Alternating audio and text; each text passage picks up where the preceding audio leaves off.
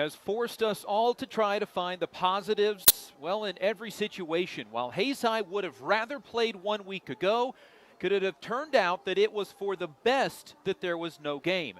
Hello and welcome to Lewis Field Stadium on the campus of Fort Hays State University. We welcome you to Hayes High football. Along with Vivian at the KFIX studio, Harrison for Hayes Post Video, I'm Dustin Armbruster. Hayes High is 4-0 on the season and the front runner for the Western Athletic Conference title. That first half of the season momentum was stopped last week when Abilene was unable to play and the Indians could not work out a new opponent. While there was a certain disappointment not to have been playing, there may be a silver lining. Although the Indians were, and still are, undefeated, injuries started to mount up. Players were learning new positions on the fly, and there was not any slowdown in sight. That is until Abilene canceled 2 weeks' worth of athletics.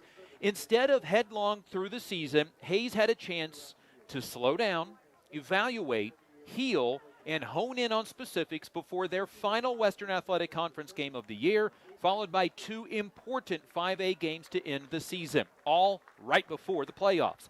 The only concern, of course, is there any rust to knock off after 1 week away from competition during a different colored jersey?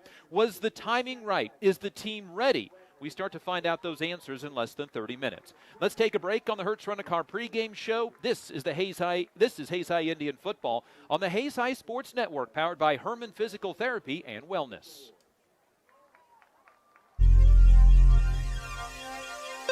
M&D Excavating, Incorporated, serving the Hayes area since 1979.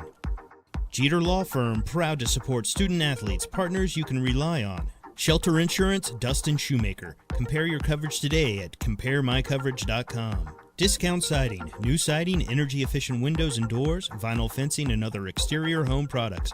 Improve the beauty and energy efficiency of your home. Click on DiscountSiding.net. Paul Wurtenberger Construction, building Northwest Kansas dreams since 1983. State Glass Company, locally owned and operated since 1948. 5th and Main, downtown Hayes. Adams, Brown, Barron, and Ball, your trusted advisors providing you with commitment, experience, and integrity. Gibbs Auto Supply, over 200,000 parts and accessories and great staff to take care of you in Hayes and La Crosse.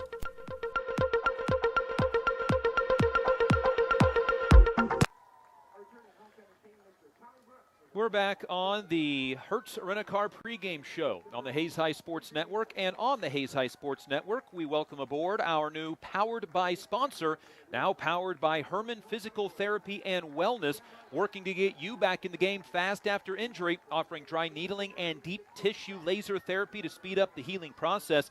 Free consultation and the same PT for every visit. It's Herman Physical Therapy. They love helping people like them on Facebook. Hayes High and Dodge City tonight. After starting 4-0 on the season, the Hayes High Indians, what essentially turned into a bye week, happened last week. Abilene canceled all of their extracurricular activities, meaning the loss of a game for Hayes High. The Indians searched for an opponent for last Friday that was suitable, but was unable to find anything to work out. So Hayes took the opportunity to get healthy, or healthier at least, and having several players getting banged up over the first 4 weeks made that a little easier to swallow.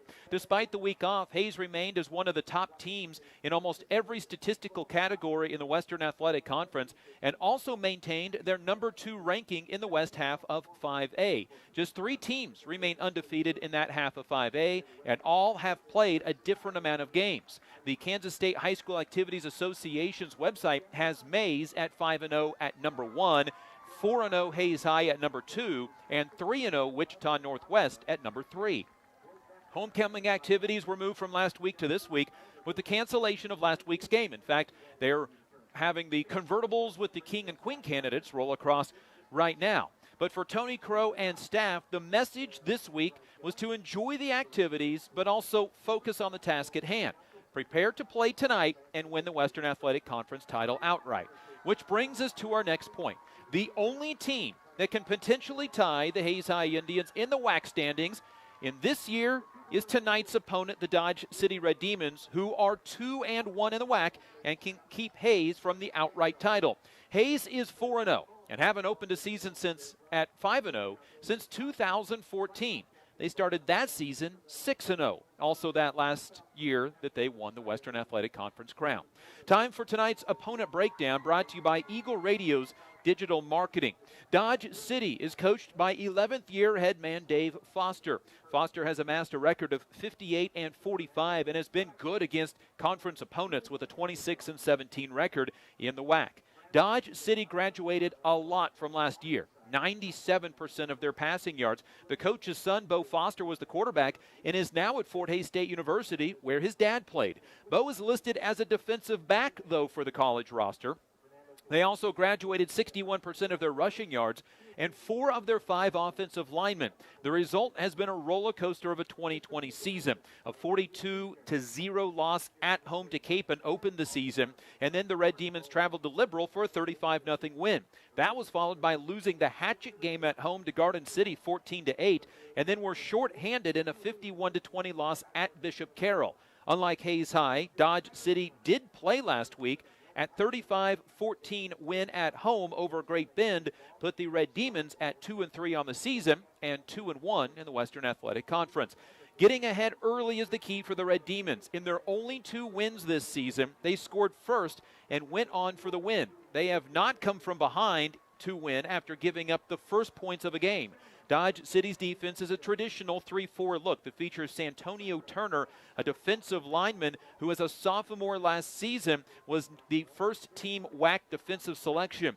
The defense allows 121 points on the year in 5 games. Matt Freese is the key piece on this team. The do-it-all safety, wide receiver, and special teams returner is electric with the ball in his hands. Offensively, we were told that Dodge City is looking to go away from their traditional spread 4 wide receiver look and move towards a power I under center offense. That also means a switch of quarterbacks to Alden Nedler, an excellent linebacker, and despite not starting at the position, the team's leading rusher. It means a 210-pound quarterback, a 200-pound fullback, a 210-pound blocking back, all in front of a 150-pound speedy running back. We will see if that change does occur or if it's back to the spread with Tucker Smith, the normal starting quarterback, with 5 touchdowns and 8 interceptions in the first 5 games. This is game number 76 between Hays and Dodge City, ranking it as the second most played series behind only Great Bend. Dodge City holds a strong 51-23 edge in the series, with 1 tie between the 2 teams, a 6-6 affair back in 1944. The 2 teams first played in 1932 and 33, with Dodge City winning both games, and the series was virtually even through 1954. That's when in 1955, Dodge City started an 8-game winning streak where they won by a total of 219-25 with 5 shutouts. Dodge City's dominance would continue through the 1989 season as the Red Demons won 29 of 32 games. The last 30 matchups since then are split 15-15 apiece. That's since 1990. Dodge City has won each of the last 5 meetings, including the use of a hook and lateral play here at Lewis Field Stadium in 2018 during the 3rd quarter on their way to a 34-33 win. Real quick for you odd fact people, Dodge City is the only school starting with the letter D that Hays High has ever played. The only letters Hays has never played an opponent in for football is F, I, X, Y, and Z. Well, there's no X or Z schools, so unless Hays High schedules 8-man Yates Center in football, Y isn't going to happen either. And there are only 3 F schools playing 11-man football. 4A Fort Scott, 3A Frontenac, and 2A Fredonia. 4 if you count Free State and not name it Lawrence Free State. And only 3 I schools in 11-man football. 1A Inman, 3A Iola, and 4A Independence. That's your opponent breakdown, brought to you by Eagle Radio's Digital Marketing. Is your business ready to advertise on Facebook, Google, and other popular places online, but you don't know where to start? You need to contact Eagle Radio at 301-2211. This is the Hertz Rent-A-Car pregame show. We step aside and come back and look around the Western Athletic Conference and a very important night in the west half of 5A. That's coming up on the Hays High Sports Network, powered by Herman Physical Therapy and Wellness.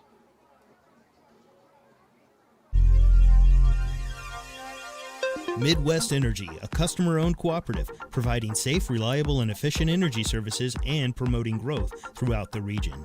When you need something fixed fast and done right the first time, call Steel Fab.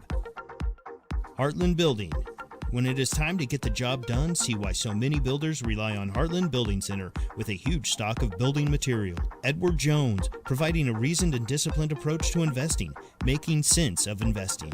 Western and Central Kansas premier roofing contractor, The Professionals, High Plains Roofing of Hayes. Teams win games. Let the biggest real estate team in Hayes find your next home. Caldwell Banker Executive Realty, the streaming partner of the Hayes High Sports Network. The green grass you want in the spring starts with spraying in the fall with Hayes K-Lawn, Kurt Maska and Kurt Viner.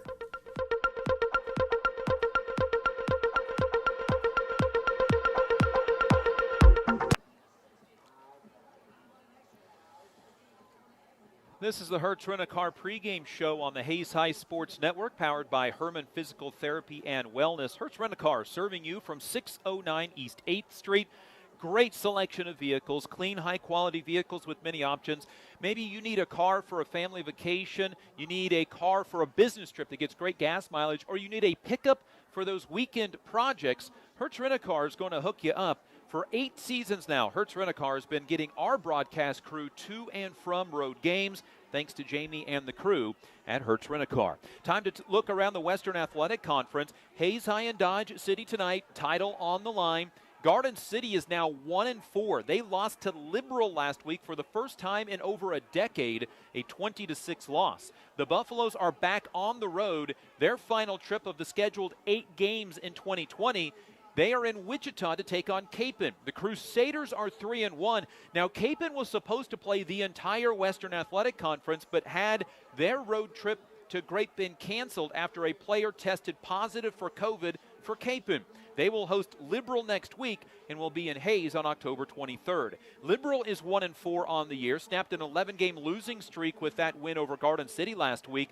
The Redskins are in Great Bend tonight. Liberal will be at Capon next week, and as of right now, does not have a Week 8 opponent. Great Bend is winless after losing to Dodge City last week. The Panthers will host Goddard Eisenhower next week and finish Week 8 in Garden City. Hayes High is at the top of the Western Athletic Conference right now at 3-0. Dodge City 2-1, Liberal 1-2, Garden City sits at 1-2, Great Bend is 0-2.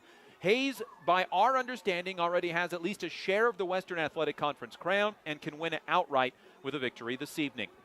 That's your look around the Western Athletic Conference, brought to you by HayesPost.com. Stories about the game, highlights, and coaches' post-game comments can be found at HayesPost.com following this game. It is a very important night in the West half of 5A. Going into tonight, West half of 5A has 3 undefeated teams, Mays, Hayes, and Wichita Northwest.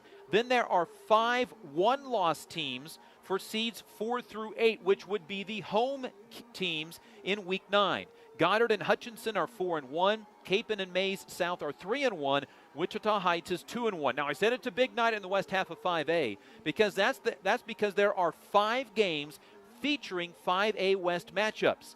In the standings, number 1 Mays is at number 7 Mays South, who has 1 loss. Number 3 Wichita Northwest, undefeated, is at 1 loss Wichita Heights.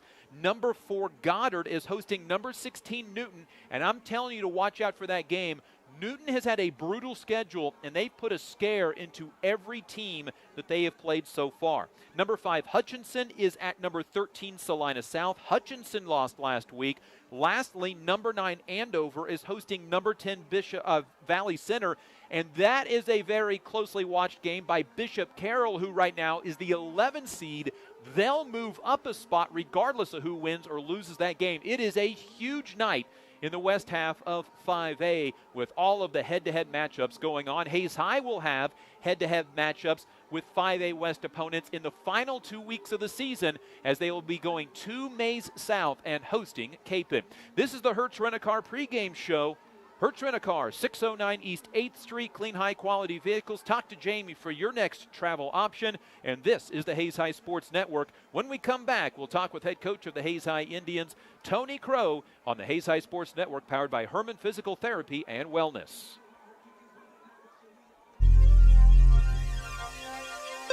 M&D Excavating Incorporated, serving the Hayes area since 1979. Jeter Law Firm, proud to support student athletes, partners you can rely on. Shelter Insurance, Dustin Shoemaker. Compare your coverage today at CompareMyCoverage.com. Discount Siding, new siding, energy-efficient windows and doors, vinyl fencing, and other exterior home products. Improve the beauty and energy efficiency of your home. Click on DiscountSiding.net. Paul Wurtenberger Construction, building Northwest Kansas dreams since 1983. State Glass Company, locally owned and operated since 1948. 5th and Main, downtown Hayes. Adams, Brown, Barron, and Ball, your trusted advisors providing you with commitment, experience, and integrity. Gibbs Auto Supply, over 200,000 parts and accessories and great staff to take care of you in Hayes and La Crosse. Get a great deal on internet, video, voice, and business services from the technology experts, Nextech. When it hails, when it pours, one thing's for sure, Roof Masters is who you're looking for. Bigger vehicle for a family trip or a car that gets excellent gas mileage for the next business trip? Book with Hertz Rent-A-Car on 8th Street in Hayes. Add Aflac Insurance to your company's benefit package at no cost to you. Call Sean Schwartz with Aflac Insurance.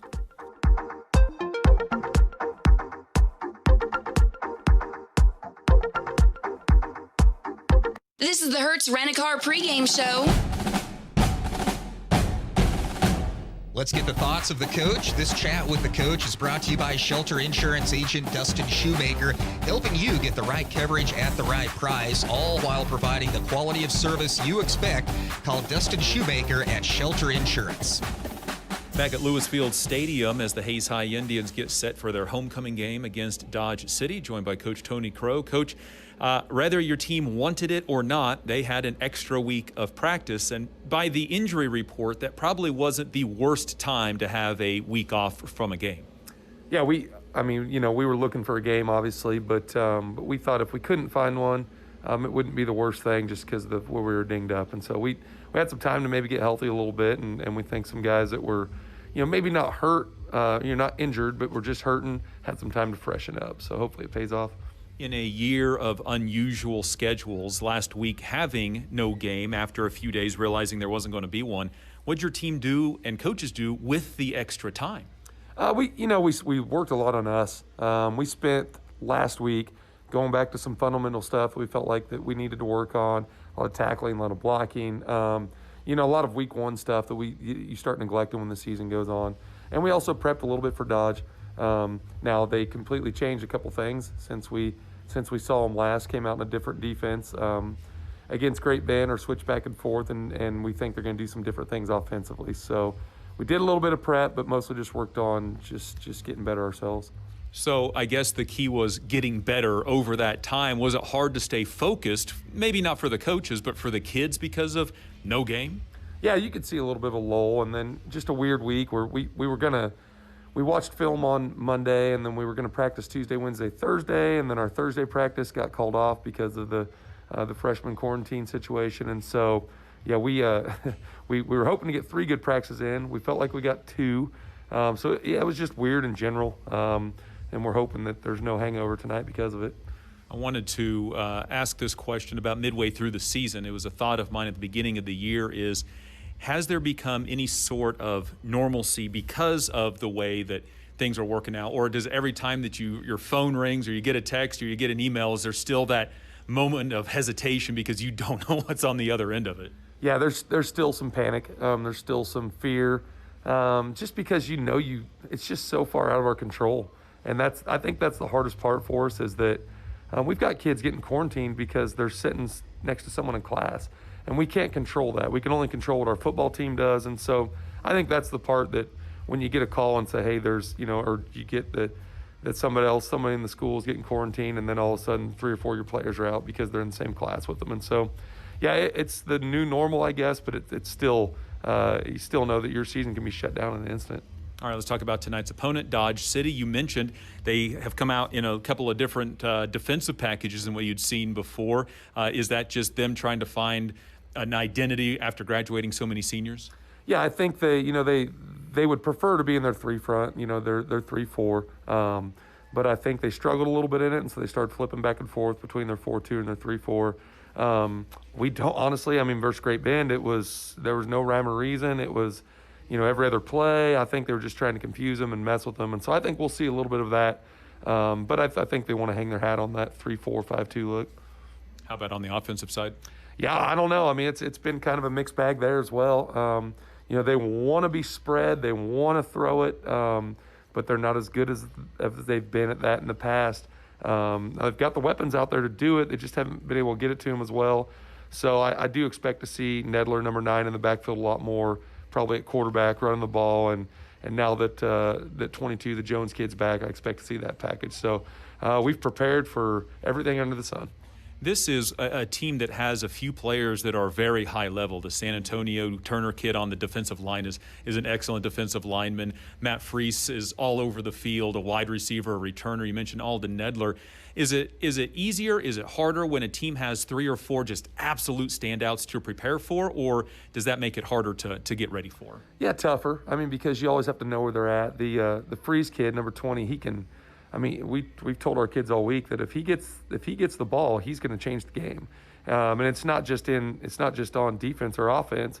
It's the kicking game. He returns everything. I mean, if he gets his hands on it, he is the most dangerous kid around here returning the football. And so, yeah, you really have to just know where they're all at. And the Nedler kid is incredible on both sides of the ball. Turner, obviously, and they've got a few others. But when you've got a great player at each level on your offense and defense, it makes them really tough to prepare for. And I think that they're going to be tough. All right, because last week was supposed to be homecoming week. This becomes homecoming week. Any extra distractions this week? Oh, I mean, just normal stuff. And we've tried to, play it off like they're not distractions. But this is the year that if you're easily distracted. Sure, there's extra. And then with all the quarantine stuff with the freshmen. But, I mean, at this point, Dustin, it's like, what the heck? Throw it at us if we're distracted. Just be glad you get to play, boys. And if you can't be excited about that, then, WAC championship game. And so be excited about that. All right, that WAC title is on the line tonight. That's Coach Tony Crow. Coach, thanks for the time. Thanks, Dustin. We're back with your Hertz Rent-A-Car pregame show from Lewis Field Stadium as we take a look next at your keys to the game. It's the Hertz Rent-A-Car pregame show on the Hayes High Sports Network, powered by Herman Physical Therapy and Wellness.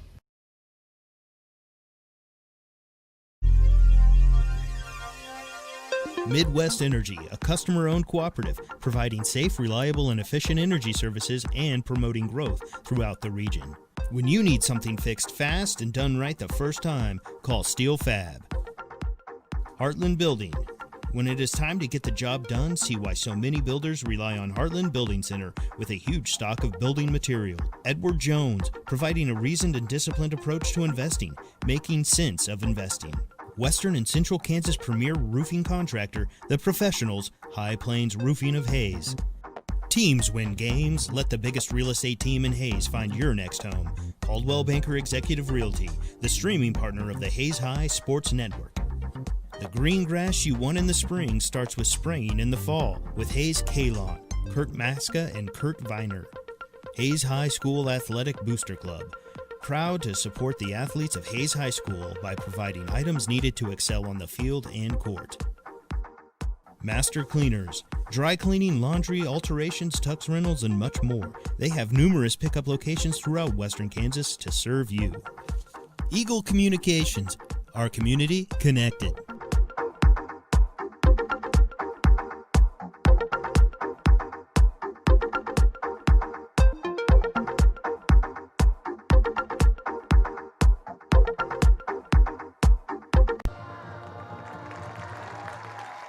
You are catching the final strains of the national anthem under the direction of band director for USD 489, Matt Romey, and the Hayes High Marching Band. Hayes High and Dodge City. This is the Hertz Rent-A-Car pregame show. Keys to the game brought to you by HayesPost.com. The first quarter. This season, Hayes has outscored their opponents 56-2. Dodge City has only scored 21 first quarter points this season and have only scored in the first quarter in 2 games.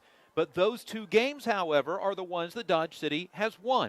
Defensively will be to adjust to the new scheme that we will see tonight out of Dodge City. We are told this week that the Red Demons are looking at a new offset I formation to power run to run instead of throw. And size. It's one of the few games that Hayes High will have a size advantage at several key positions. The Indians need to leverage that size to help move and wear out Dodge City tonight. Final break of the Hertz Rent-A-Car pregame show. Your kickoff coming up next from Lewis Field Stadium on the Hayes High Sports Network, powered by Herman Physical Therapy and Wellness. M&D Excavating Incorporated, serving the Hayes area since 1979.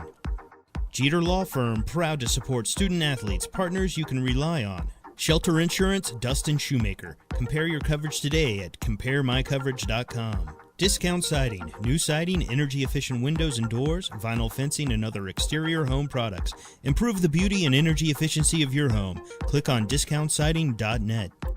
Paul Wurtenberger Construction, building Northwest Kansas dreams since 1983. State Glass Company, locally owned and operated since 1948. 5th and Main, downtown Hayes. Adams, Brown, Barron, and Ball, your trusted advisors providing you with commitment, experience, and integrity. Gibbs Auto Supply, over 200,000 parts and accessories and great staff to take care of you in Hayes and La Crosse. Get a great deal on internet, video, voice, and business services from the technology experts, Nextech. When it hails, when it pours, one thing's for sure. Roof Masters is who you're looking for. Bigger vehicle for a family trip or a car that gets excellent gas mileage for the next business trip? Book with Hertz Rent-A-Car on 8th Street in Hayes. Add Aflac Insurance to your company's benefit package at no cost to you. Call Sean Schwartz with Aflac Insurance.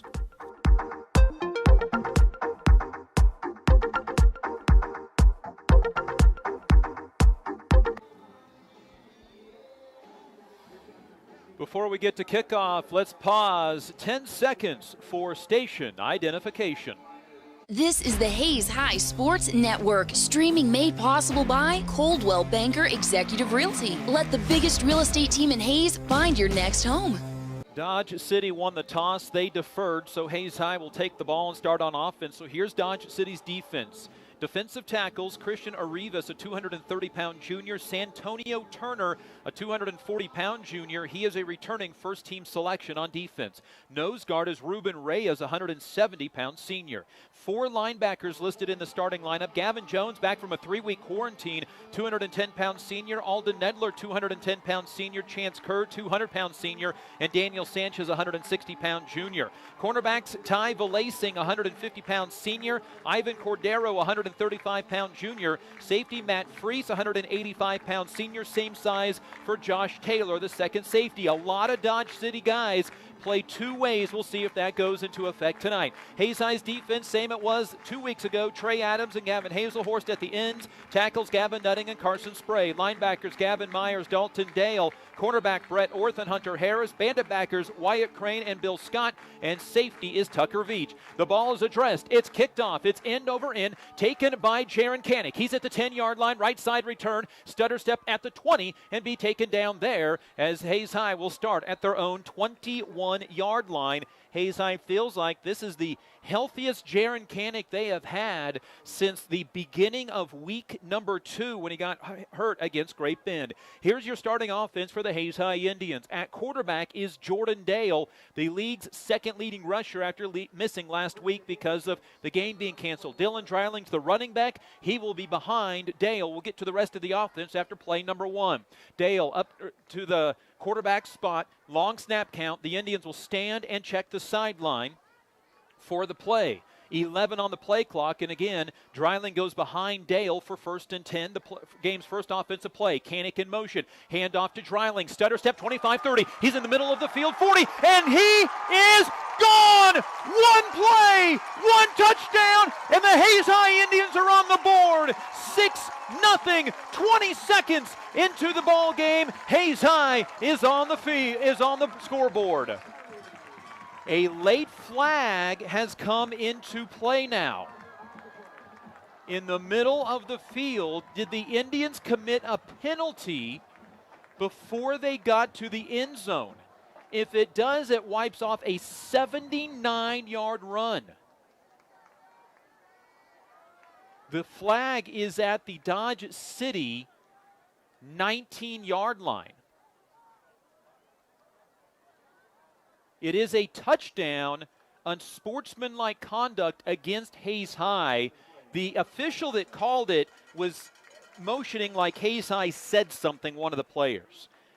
79-yard touchdown run for Dylan Dreiling, who in the last game against Garden City carried the ball 20 times for 75 yards.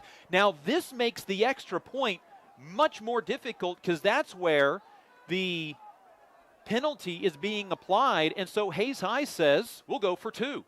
Now the head coaches for Dodge City are running down the sideline. Dave Foster, does he want this to be on the kickoff? So Hayes High will have to go for 2. 1 play and a touchdown. Officially 19 seconds into the game, and Hayes High, because of a 15-yard penalty, has to go for 2. Hayes High is 1 for 1 on 2-point conversions. This 2-point conversion comes from the 18-yard line. Dale, shotgun formation. It's a handoff to Canick. He has the left edge. He is going to get the 2-point conversion, and the Hayes High Indians lead 8-0, and neither of the two guys got touched as they went into the end zone. 8-0, Hayes High with the lead. Dreiling with touchdown number 4 of the season. Make that number 5 of the season. And for Hayes High, that is their longest play of the year. Their longest pass play prior to that was 65 yards.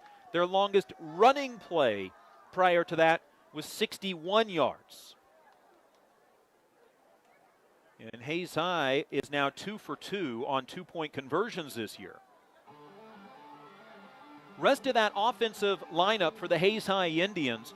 Let's compliment the offensive line because Dreiling never got touched. Ashton Thomas, left tackle. Carson Russell, left guard. Remington Cox, the center. Gavin Nutting, the right guard. And Grayson Walburn, who got the kick-out block on the right side for helping the touchdown. Bryce Salmons is the tight end, H-back, and occasionally fullback. Also, wide receivers Carson Kiefer, Jaron Canick, and Miles Keller. An electric start to the ball game for the Hayes High Indians. 1 play, 79 yards. And the Hayes High Indians lead 8-0 after the 2-point conversion. Pooch kick near side, going to be taken at the 27-yard line, and immediately hit and dropped is the safety, Josh Taylor. Somebody for Hayes High came blasting in and hit one of the blocking backs back into Taylor. The Pooch kick keeps it away from Matt Freese. Here's the offensive starters for Dodge City. Left guard, Roman Loya, 205-pound sophomore. Left guard, Carlos Turan, a 240-pound senior. Center, Alejandro Cheras, a 255-pound junior. Leo Lozano, a 270-pound senior, is the right guard. And a new starter at right tackle, Zane Kuhn, 185-pound freshman, will line up against Gavin Hazelhorst. It is out of the shotgun, a power eye look for Dodge City. Turn and hand off to Valacing, and Wyatt Crane is on the scene along with the Hayes High Indians. Hazelhorst, and that is a loss back to the 29-yard line. The quarterback is Alden Nedler, who is the team's leading rusher, though he doesn't start at running back, gets the quarterback nod tonight. He's 210 pounds. Chance Kurz, the fullback, at 200. Gavin Jones, fresh out of quarantine, is the H-back, the blocking back, at 210. And Ty Valacing, who got the first carry, 150-pound senior. Dodge City taking a lot of time for play number 2. Again, that power eye out of the shotgun formation. It's a handoff on the inside to Kerr, the fullback, dragging an Indian across the 35 to the 36-yard line. It's a gain of 7. And it'll set up a manageable 3rd down for Dodge City. This will be 3rd down and 4. Dodge City on the season converting 21% of their 3rd downs, but they're not afraid to go for it on 4th. They have gone for it on an average 3 times per game on 4th down. Hayes High's defense allowing a stingy 31% on 3rd down, 2 for 11 last week, and in the last 2 weeks, just 5 for 27 Shotgun for Nedler, running back left and right. Toss left side for Vilasing, heads to the sideline, and he'll be taken down out of bounds. And the Hayes High Indians hold on third down, a gain of just 1 for Vilasing. And so it'll be fourth down for Dodge City. They will have 4th and 3. What do they do? Their punter is Claudio Diaz, a freshman. He's punted 20 times this year for a 30-yard average. He has not come onto the field. Nobody else has punted yet this year, and Dodge City wants to take a lot of time off the clock with the Indians leading 8-0 on a one-play 79-yard drive, a touchdown by Dylan Dreiling. And Dodge City right now looks like they'll go for it on 4th down and 3 from their own 37-yard line. Still that power eye look. The quarterback, Nedler, is going to keep it himself, run right up the middle. He won't get there. No gain, maybe a half a yard, and Hayes High takes over on downs in Dodge City territory. It was a gain of 1 for Nedler. Dodge City, 4 plays. They lose the ball on downs after gaining just 8 yards. Bold strategy by Dave Foster in Dodge City. And now Hayes High has the football at the Red Demon 38-yard line to start series number 2, just their second play of the game. 2 left, 1 right for wide receivers. Dale pulls, keeps, goes left side, 35, tries for the sideline, 30, stiff arm, 25, still on his feet to the 20-yard line. 18 yards on first down. Hayes High's offense is clicking. With those 8 points in this first quarter, Hayes High has now outscored their first quarter opponents 64-2 this year. Hayes High to the red zone. 1st and 10 from the 20. 3 wide receivers to the right. Kanik, Kiefer, and Keller. Everybody will stand and check the sideline. The tight end is Bryce Salmons to the right. Dreiling now goes from the left side to the right side of quarterback Jordan Dale. Dodge City shows blitz. They do not bring the blitz. It's a design keep for Dale. Slow run to the right side, spins off a tackle. Now he lost the football, and I think Dodge City has it. They do. Recovered by Josh Taylor. The Indians get into the red zone, but they fumble the ball away. And in the red zone has been a bit of an issue this year for Hayes High. Now just 7 of 12 scoring in the red zone. They picked up 9 yards on the run, but fumble it after just 2 plays. The Indians' 4th lost fumble this year and 6th turnover overall. And Dodge City gets the football back inside of their own 20, marked at the 11. So what was a fairly raucous crowd for Hayes High is silenced after the turnover. Nedler back out there in that shotgun power eye look, running back to the right, running back behind him, and a blocking back. 210-pound Gavin Jones to the front. Nedler to throw. Pump fake. Now looking down the field. This is a jump ball along the sideline that is knocked away beautifully by the Hayes High Indians, Brett Orth. He and wide receiver Dylan Smith were jockeying for position, and Brett Orth jumped out, knocked it away, incomplete. Orth with an interception earlier this year makes it 2nd and 10 for the Red Demons. Indian football brought to you by Next Tech, Midwest Energy, and Gibbs Auto Supply. 9:21 to go first quarter. If you're just joining us, you missed a lot. On the first play of the game, Dylan Dreiling went 79 yards for a touchdown. Hayes High got a 15-yard unsportsmanlike conduct penalty and converted the 2-point conversion, a run by Jaron Kanik. Indians will go 4 down linemen out of that 4-2-5 defense. Indians show a blitz off the right side. Nedler, play action, rolls out to the right side, has some options to throw, throws late, and it's incomplete in the turf, well behind his wide receiver. Gavin Hazelhorse giving chase in the backfield, so Nedler wasn't able just to roam around freely, and Nedler 0 for 2 to start this series in his 3rd down and 10. Dodge City went for it on 4th and 3. 4th and 4 from their own 37-yard line, got a yard and turned it over, but Hayes High 2 plays later turned it over right back on a fumble in the red zone. 8-0 Hayes High, looking to claim the Western Athletic Conference title outright. And Dodge City is down to 6 seconds on the clock before the play comes in on a soccer-style lighted board, and the play gets off with 1 on the clock. Nedler, the quarterback keeper, right side, wrapped up and dropped for a short gain. A yard to the 12. Dodge City, you would feel like right now with the running game is playing right into the hands of Hayes High. The Indians in 4 games are giving up an average of 68 yards on the ground, 274 total yards allowed running the ball this year. Hayes High against Garden City 2 weeks ago, they allowed just 41 yards officially.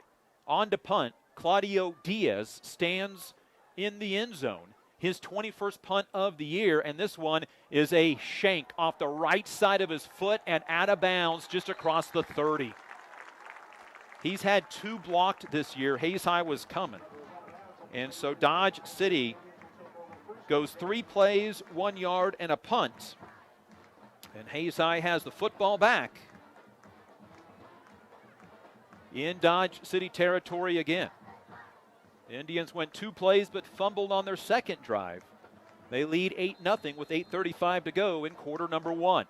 This drive starts on the plus side of the field at the 33-yard line. Dodge City, 4 down linemen. We are told they may look at switching up their defense a little bit this week as well. Tight end right, 2 wide receivers left for Jordan Dale. Dale hands off to Dreiling, stutter steps, cuts up the middle, and gets met at the line of scrimmage for no gain. Santonio Turner and Alden Nedler, the 2 defensive studs there. It's a loss of about the length of a football. So it takes Dylan Dreiling's average run from 79 yards a carry to about 37 and a half. 2nd and 10 for Hayes High from the 33 of Dodge City after a short punt. Handoff Dreiling, straight read to the right, lowers his shoulders and gets to the 30-yard line. He'll pick up 3. And Hayes High will face 3rd down and 7. So Dodge City's defense, after getting that fumble recovery, starting to stand up a little bit.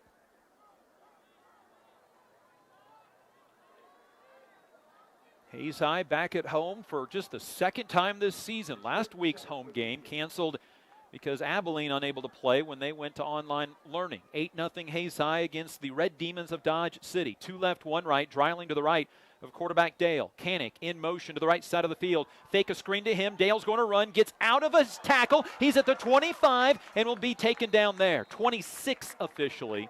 He escaped an ankle tackle, and that was it. And Hayes High is going to bring in the diesel package and go for it on 4th down from the 26-yard line. It was a gain of 4.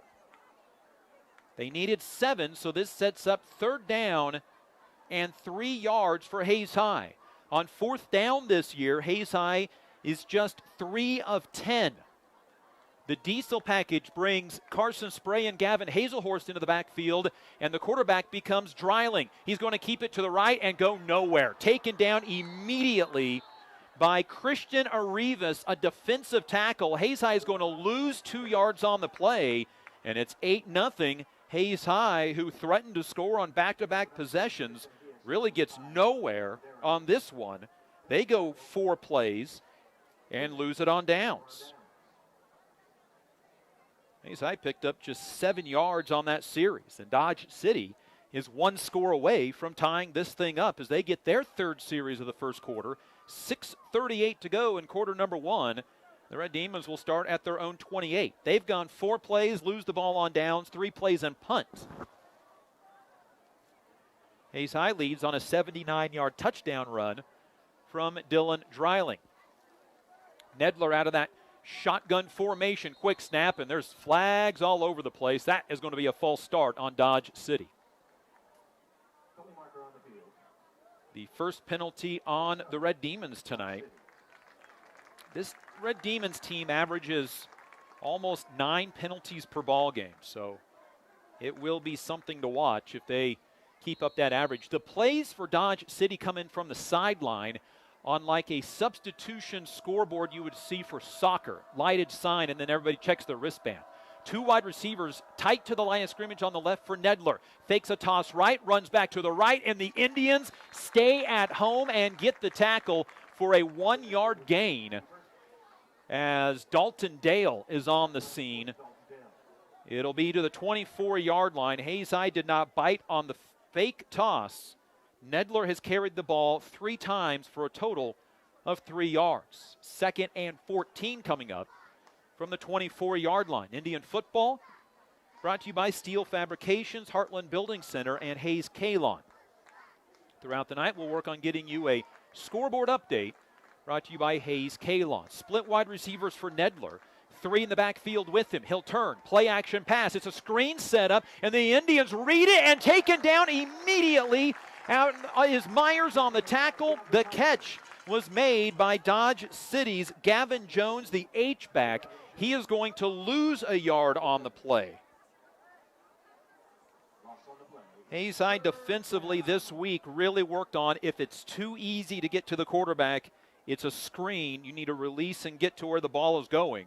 And Hayes High did exactly that. 3rd and 15 for the Red Demons, who are looking for their first down of the ball game. Vilasing is the running back behind Nedler. Jones, the blocking back left, and a double reverse. Adams there, but can't make the tackle. It's a reverse to Freese, and the Indians stay at home on the back side of the play and are able to force Freese out of bounds after a gain of just 1 yard. The reverse to the electric Matt Freese. Gains only a yard, and on 3 plays, Dodge City will punt from their own 24-yard line. They gain a yard, and that is it. Dodge City sending back a new punter. That is Matt Freese. Is it a fake? It's a high snap. Indians rush it, and it's a low line drive kick. Freese barely got it over the line of scrimmage. And Hayes High will start from their own 39-yard line. Dodge City 4 plays, turnover on downs. Back-to-back series of 3 plays, gaining just a yard and punting. Hayes High leads 8-0 with 5:01 to go, quarter number 1, as the Indians' 4th drive of quarter number 1. Hayes High in their home maroon tops, gold numbers, white pants, and white helmets. Spear on the side. Dodge City all white except for the red helmets, red numbers. Uniform update brought to you by Phase 2. Phase 2 providing us with our game day apparel, including our masks that we wear to the games and during the broadcast. It's a turn and handoff to Dreiling on 1st and 10. Dreiling hit in the backfield and dropped, and Dodge City is all over this. They got shell-shocked early, forced a turnover, and Hayes High's got nothing since. Indians will lose 2 on the play. Dylan Dreiling had 79 yards on his first carry of the game, scored a touchdown. He is negative -1 yard on the next 4 plays. Hayes High has not gone to the air yet. Is this the opportunity? 2 wide receivers right, Kiefer and Kanik. Swartz, the wide receiver, to the left. As the Indians face 2nd down and 12. Dale is going to play action over the middle, and it is a diving catch not made by Kanik. Dale got hit as he threw, had to get rid of it quick, and got a pocket in the zone. Dale on the season, 17 for 27 passing, one of the higher completion percentages in the WAC. In fact, number 1 at 62.9%. But Hayes High quickly to 3rd and 12. 0 for 1 on 3rd down tonight. Hayes High is 53% in their last 2 games on 3rd down. Dodge City shows blitz, now back way off of it. It's a play-action screen, throwing to the near side for Dreiling. Dreiling needs to make 1-man miss to get the 1st down and cannot. And the Indians will pick up 2, maybe 3 yards to the 41, and that is it. Well-designed play, but Dodge City read it. And the Hayes High Indians are 3 and out and will punt for the first time tonight. They gained just 2 yards on the play. It was a 4-yard completion to Dreiling. His 2nd catch of the night, and after Hayes High on a 79-yard run punched Dodge City in the mouth, they have come back swinging. Kiefer with punt number 12 on the year. He's averaging 35 yards a punt. Got bumped into, and he sends it Out of bounds. This is going to be a short punt. Where does the official mark it out? Well, Hayes High is getting a remarkable spot. The official at the 25 still walking and says out of bounds at the 28-yard line. That is a pretty good spot for the Hayes High Indians on a punt that went out of bounds, but the Indians also don't want to give Freese a chance to return. It's a 35-yard punt. So after Hayes High came out with a quick 8-0 lead, they have not scored on their next three drives. This is the 8th drive of quarter number 1. Dodge City starts at their own 28. They don't have a first down yet. Hayes High shows a blitz from the right side of the defense. It's a shotgun snap, handoff of Lacing, and Trey Adams says, "Not tonight, young man." Trey Adams wraps up the 150-pound Lacing, drops him down for no gain. Trey Adams at 239 had little trouble with that tackle. Dodge City right now has 6, check that, they have 9 yards of offense. This their 4th drive of the game. Indians have Hunter Harris at cornerback. He switches sides now with Brett Orth. Matt Freese, wide receiver to the left. How long before they try to get him involved? They try to reverse earlier. That picked up just a yard. Shotgun for Nedler in that power eye. Handoff goes to the fullback. This has been their best play of the night to Chance Kerr. Kerr will get across the 30 to the 32-yard line and gain 4. Kerr has 11 yards on 2 carries. Rest of the team has 4 yards on 7 carries. Third down, we'll call it 6 for the Red Demons, who are 0 for 3 on third down, on 3rd and 4, 3rd and 10, 3rd and 15. Hayes High leads on a 79-yard touchdown by Dylan Dreiling, a run on the first play of the game, and a 2-point conversion from 18 yards out because of an unsportsmanlike conduct. 8-0 Hayes High. Dodge City smack dab in the middle of the field, right to left in quarter number 1. Nedler in the shotgun. Fakes the toss right, now runs that way, and the Indians sniff out the play again. Just a gain of 2. It was the same toss, fake, run opposite way that they tried earlier. Needed 6, got about 2.5, and it sets up 4th down and 3, and Dodge City contemplating going for this. The 3-yard gain by Nedler. Dodge City already went for it on 4th and 4 and did not get it. This is 4th and 3, and the Red Demons line up at the 35-yard line to go for this. Do they, or are they trying to draw off the Indians? Nedler in that shotgun. It's a quick kick, and he gets off a nice high punt that the Indians just will not even attempt to run down, and it takes a great Dodge City bounce inside the 20 down to the 18-yard line. It was a quick kick by the quarterback.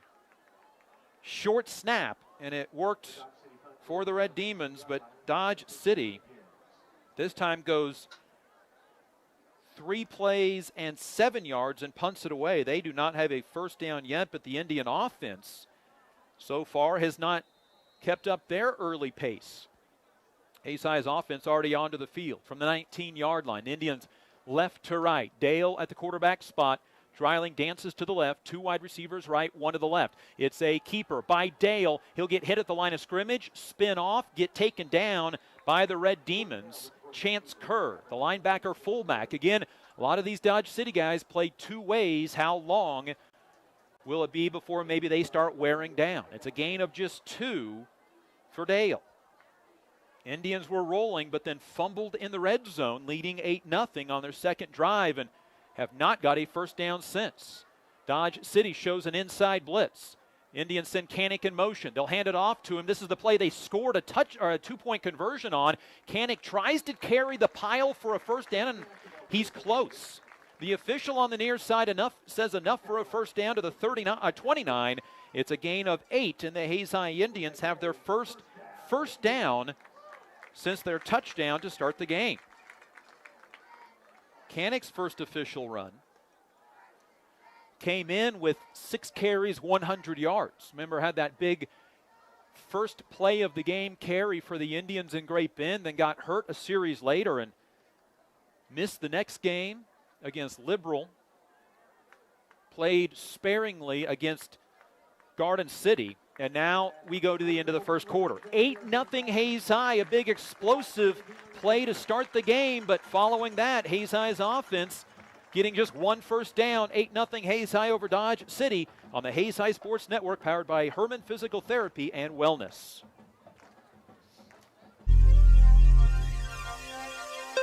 M&D Excavating, Incorporated, serving the Hayes area since 1979. Jeter Law Firm, proud to support student-athletes, partners you can rely on. Shelter Insurance, Dustin Shoemaker. Compare your coverage today at CompareMyCoverage.com. Discount Siding, new siding, energy-efficient windows and doors, vinyl fencing, and other exterior home products. Improve the beauty and energy efficiency of your home. Click on DiscountSiding.net. Paul Wurtenberger Construction, building Northwest Kansas dreams since 1983. State Glass Company, locally owned and operated since 1948. 5th and Main, downtown Hayes. Adams, Brown, Barron, and Ball, your trusted advisors providing you with commitment, experience, and integrity. Gibbs Auto Supply, over 200,000 parts and accessories and great staff to take care of you in Hayes and La Crosse.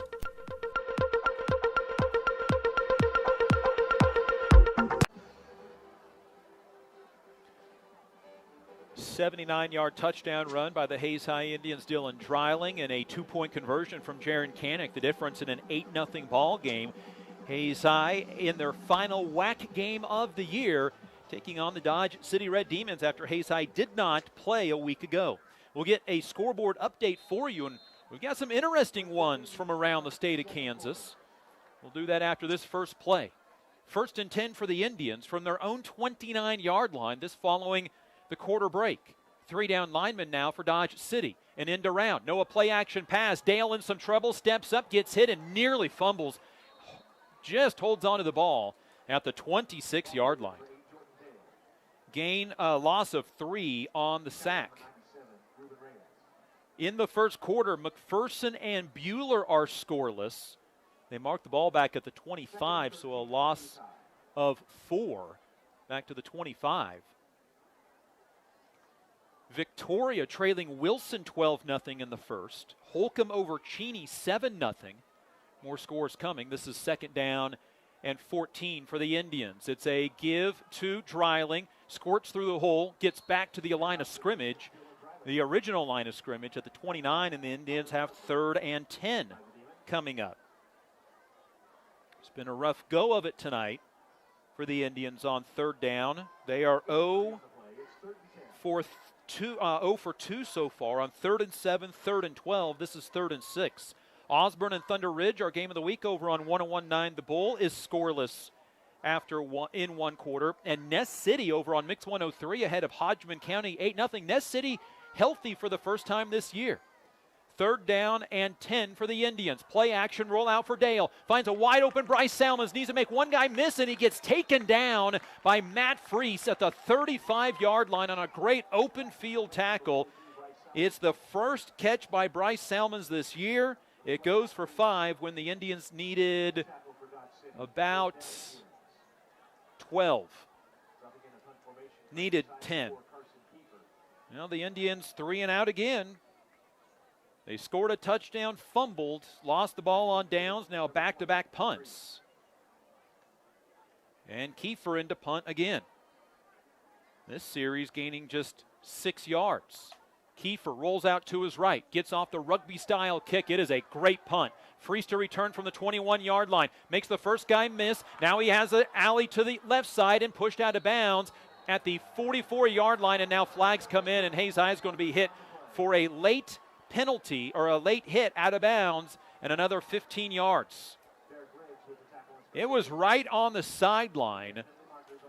And Hayes High leading 8-0, giving an opportunity for Dodge City in their best field position of the night.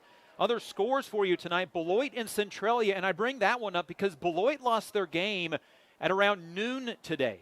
After that, an hour or two later, they got Centralia on the phone, said let's play, and that's exactly what they did. Personal foul on Hayes High will give Dodge City the football in Hayes High territory. That game is scoreless. So those two teams, Beloit and Centralia, playing on just about 2 hour notice. Mill Valley up on Olathe West, 10-7. That's your scoreboard update. Oh, one more. Hutch and Salina South in the first quarter tied at 7.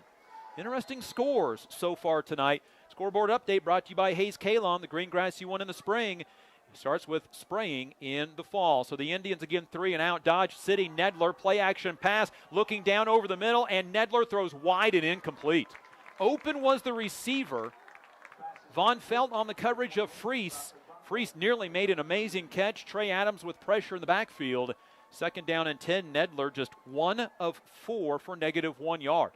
Dodge City starting with their best starting field position of the night. On the Hayes High 42, you already know it's 4-down territory for Dave Foster and the Dodge City Red Demons. 9:45 to go in the second. Hayes High leading 8-0. Indian football brought to you by Discount Siding, Hayes High Athletic Booster Club, and Shelter Insurance Agent Dustin Shoemaker. This game started with a bang.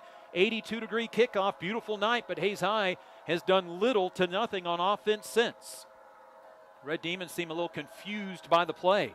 Nedler in the offense checking the sideline. Neither team has taken a timeout. Indians 4-down lineman. Nedler fakes the toss left, rolls to his right, hit as he throws. It is going to be almost intercepted. Brett Orth had 30 yards of green turf with nobody around if he makes his second pick of the year. Instead it goes incomplete. Now, to be fair to Brett, he would have had to pick it up off of his shoelaces. Nedler was pressured by Trey Adams again. It was that fake toss, but instead of running, Nedler passed, and the Indians in the secondary stayed at home.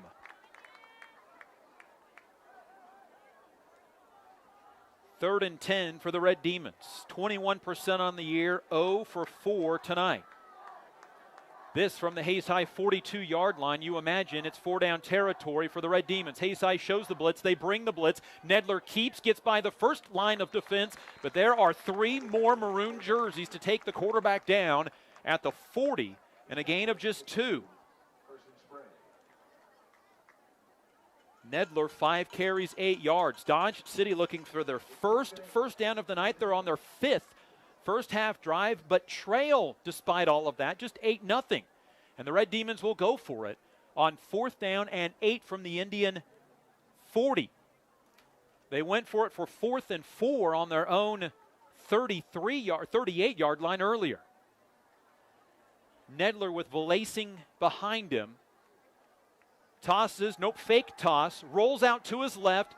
Indians giving chase, and Catteritt pushes him out of bounds. Will Catteritt came in at the defensive end position, runs Nedler out of bounds for a loss. Back behind the original line of scrimmage, a loss of 3 on the play. It's Catteritt's first tackle for loss this year, and Hayes High takes over.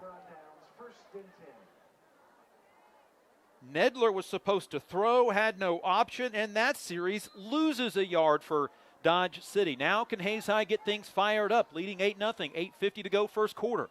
Starting from their own 43-yard line. A turn and a give to Dreiling. A late handoff and forward progress for the Indians. Important on first down across the 45 to the 46-yard line.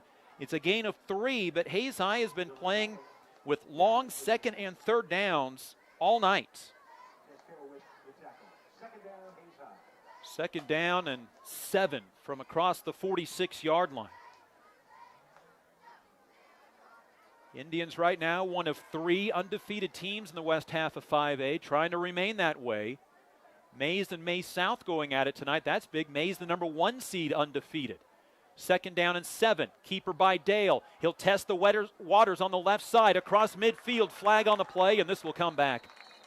Likely a holding penalty. It would have been a first down, but the Hayes High Indians going to be backed up on their 3rd penalty of the ball game.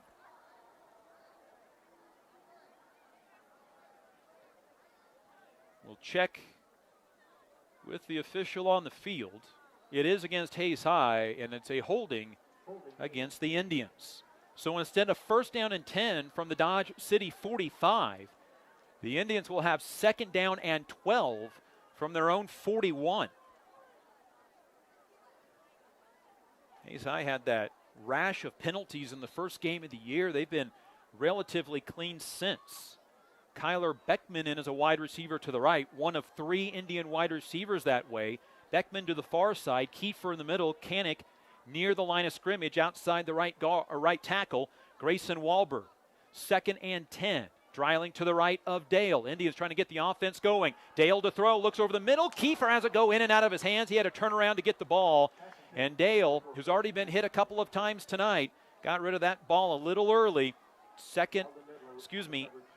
3rd down and 12 for the Indians. It has been a defensive stalemate since Hayes High got that 8-0 lead, and then we're driving. They picked up 27 yards on 2 plays, but on the second play of their second drive, they fumbled the ball. And Dodge City's defense has fed off of that since. 3 right with the ball on the left hash. 3rd and 12. Indians have man-on-man coverage that way if they go to the air. Dreiling jumps up to the right of Dale. Shotgun snap, rolls out to the right. It's a screen back to the left for Salmons. Salmons back to the line of scrimmage at the 40. On his feet for a gain of 3 yards. And that is where the penalty hurts. Instead of 1st and 10 at the Dodge City 45, Hayes High will have to punt the football away. Salmon's 2nd catch of the night, but it picks up just 3 when the Indians needed 12. Matt Freese, who had a nice return on his previous attempt at a punt return, goes back inside his own 20. Kiefer to punt for the 3rd time tonight. The punt nearly blocked. Kiefer got off a booming punt that lands at the 10, rolls inside the 5. Takes a bounce back to the 7. Great punt by Carson Kiefer. His 6th punt that has landed inside the 20 this year out of a total of 14 punts now. Hayes High's offense, though, has been stymied. Another 3 and out. 3rd in a row. They got a 1st down on the series, but it was called back because of penalty. So the Indians go 1 play, 79 yards, touchdown. 2 plays, 27 yards, and fumble. The next 4 series for Hayes High have gone 7 yards, 2 yards, 6 yards, and 1 yard. A turnover on downs and 3 punts in there. And Dodge City comes out for their 6th drive of the night. They are looking for their first down of the evening, and there's 7:12 to go in quarter number 1. Their worst starting field position tonight. This from their own 8. Play clock already down to 10, and Dodge City is just settling into their positions from coming from the sideline. Nedler in that shotgun power eye, lacing the running back out of the backfield. No, it's going to be a pass left side, caught over on the far side, and it is Matt Freese on the catch, and that will be the first down of the night for Dodge City, a completion of 10 to the 18. Matt Freese with catch number 17 on the year. He is number 1 in the WAC in yards, number 2 in catches, number 1 in touchdowns, 4 of them. So a gain of 10 to the 18. That is Dodge City's first down of the night. They've turned the ball over on downs twice, punted 3 times. Hayes High, despite all that, leads by 1 score, 8-0. It was on the first play of the game. Turn and handoff for Lacing, tries to cut back, gets hit, gets dropped. 3 Indians there to make the tackle. Nutting is there, Dale and Myers. Valacing to the line of scrimmage for no gain. 4 carries for Ty Valacing for a total of no yards. And Dodge City right back to the line of scrimmage at the 18, 2nd and 10. Nedler with Kerr to his right in the fullback spot. Play action, Nedler to throw. Wants to look left, all day to throw. Now the pocket starts to crumble. He rolls back, throws late into the ground, and it's incomplete. Myers got to him and knocked him down. The officials will throw a flag. I don't think the ball got back to the line of scrimmage. That will be intentional grounding on the Red Demons. He was outside the pocket, but his pass never got to the line of scrimmage. It was about 3 yards short. Now, statistically, this should go down as a sack for Gavin Myers. I'll give it to him. It's his 4th of the year, the 7th of his career, because then they mark off the penalty yardage. So it's a sack back to the 6. And then the ball half the distance to the goal line goes to the 3. So it's a sack of 15 And 3rd down and 23 for Dodge City from their own 3-yard line. Nedler, long snap count, hands it off, keeps it himself, and he just gets out of the end zone. Gavin Hazelhorst ran him down from behind, and I think he's going to just get out of the end zone. They'll mark him at the 1 for a loss of 2. Gavin Hazelhorst with the tackle for loss. That is his 13th of the year, 35th of his what has been remarkable Hayes High career, and now Dodge City has 4th down and 25 from their own 1.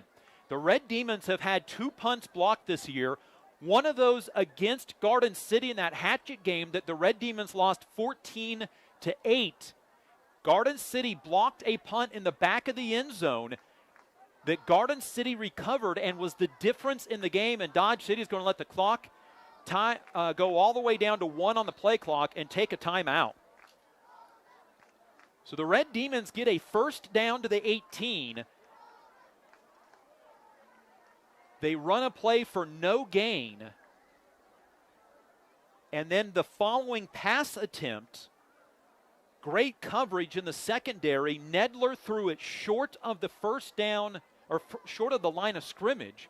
Intentional grounding. And again, statistically, that gives Gavin Myers the sack, his 4th of the year and 7th of his career, because then the yardage is marked off from where the pass was thrown. That was the 6, the ball back to the 3, and then Nedler just got out of the end zone. Otherwise, it's a safety for the Hayes High Indians. Gavin Myers got to him. It is homecoming night. They'll be doing the royalty at halftime. 4:58 to go, second quarter. The Indians on the first play of the game went 79 yards, scored a touchdown, got the 2-point conversion from 18 yards out, but nothing since. Indian football brought to you by USD 489, High Plains Roofing, Estate Glass Company. And if you are Hayes High, you hold on to your hats here. Dave Foster has run many a trick plays here at Lewis Field Stadium. And Dodge City has their offense out there in the end zone. Do they dare run a 4th down and 25 play, or is this Nedler punting from that short snap? He is going to run it out of the back of the end zone for a safety. It is a safety given to the Hayes High Indians by Dave Foster. Nedler turned around, ran it backwards for a loss of a yard, and the Indians' defense gets a safety for a 10-0 score, and the Indians will get the ball back.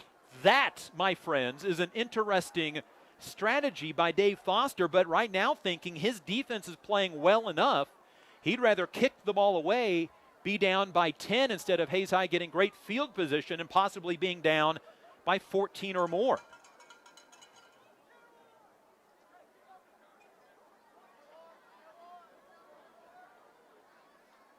I wonder how hard that was to listen to in the huddle. I mean, if you're a player, did your jaw just absolutely drop after head coach Dave Foster said, "Okay, guys, here we go.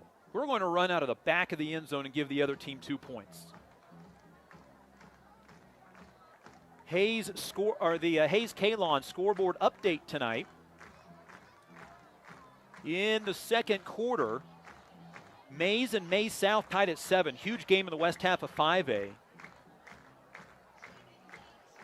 Goddard and Newton. I told you Newton's not bad. They haven't won yet. They're a good team. Goddard 14, Newton 7 in the second quarter. Ness City up on Hodgman. That might be an upset if Ness City holds on. They're up 16-0 over on Mix 103. Hutchinson in a battle with Salina South at 14-7. Hutchinson lost last week to Andover. That's your Hayes Kalon scoreboard update. It is a kickoff from the 20 that the Indians let bounce. It's going to be taken by Wyatt Crane, and Crane goes down at about the 48-yard line. So great starting field position for Hayes High, but can they do anything with it? This is the Indians' 7th series of the first half. They went touchdown and basically nothing since. Fumble, turnover on downs, punt, punt, punt. All on 3 plays. The Indians have had 1 first down A penalty on the last drive kept them from getting another one. 2 right, 1 left. Tied into the left side for Dale. A turn and handoff to Dreiling. Cuts back against the grain, gets to midfield, and picks up 3. I said Hayes High started at the 47. They started at their at the 48. They start at the 47. Hayes High has had a tough go on it on offense tonight. Swartz wide receiver left, 2 wide receivers to the right, Kanik and Kiefer. Shotgun for Dale with Dreiling to his right. 2nd and 7, play action pass. Dale to throw over the middle. It is caught by Kanik. Oh, he got hit before he caught the ball, and the official is not going to throw the flag. Boy, Kanik was in front of the safety. Kanik got hit before the ball got there. The official was shielded from knowing when the ball got there and did not throw the flag. And now Hayes High has 3rd and 7, and this has been a bad down for Hayes High tonight. They are 0 for 4 on 3rd down, 3rd and 7, 3rd and 12, 3rd and 10, 3rd and 12. The issue on 3rd down has been because of short gains or no gains on 1st and 2nd down. Dodge City shows a blitz. It's a play action pass. Dale rolling out to his right. Finds Salmons wide open. Freeze can't make the tackle. 1st down, Hayes High. Now Salmons fumbles the football, falls back on top of it, and Hayes High has the 1st down. And you hear the crowd applauding the 1st down on Bryce Salmons' 3rd catch of the night.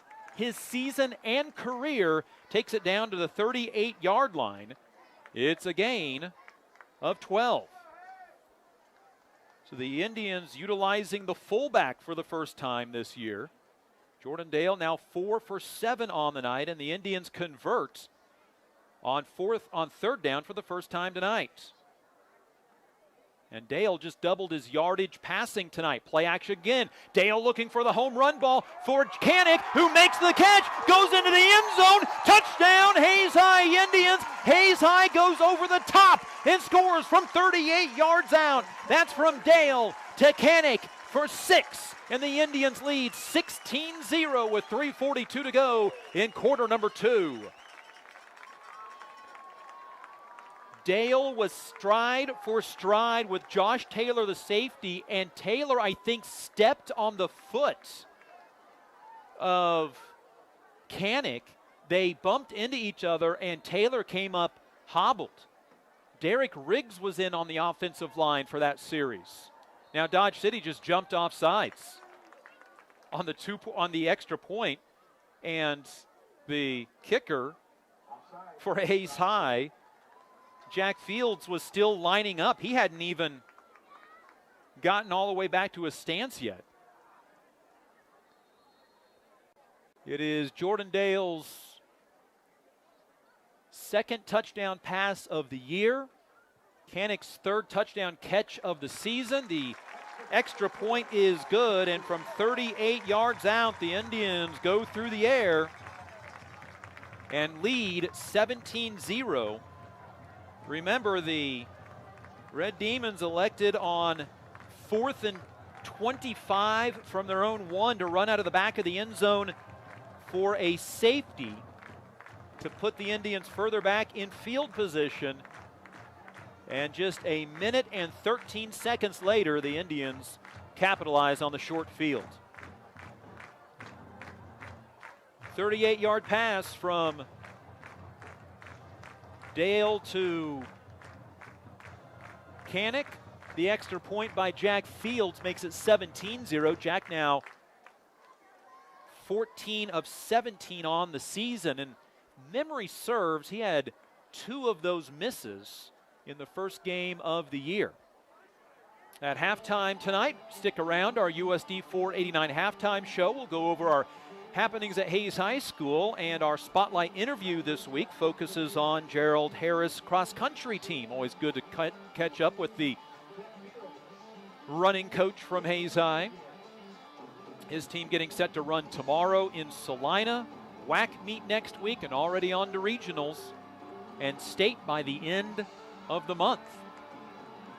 Jack Fields to kick off for just the 2nd time tonight. Hayes High going right to left here in quarter number 2 They have been dominant on defense. The offense doing what they do, just enough.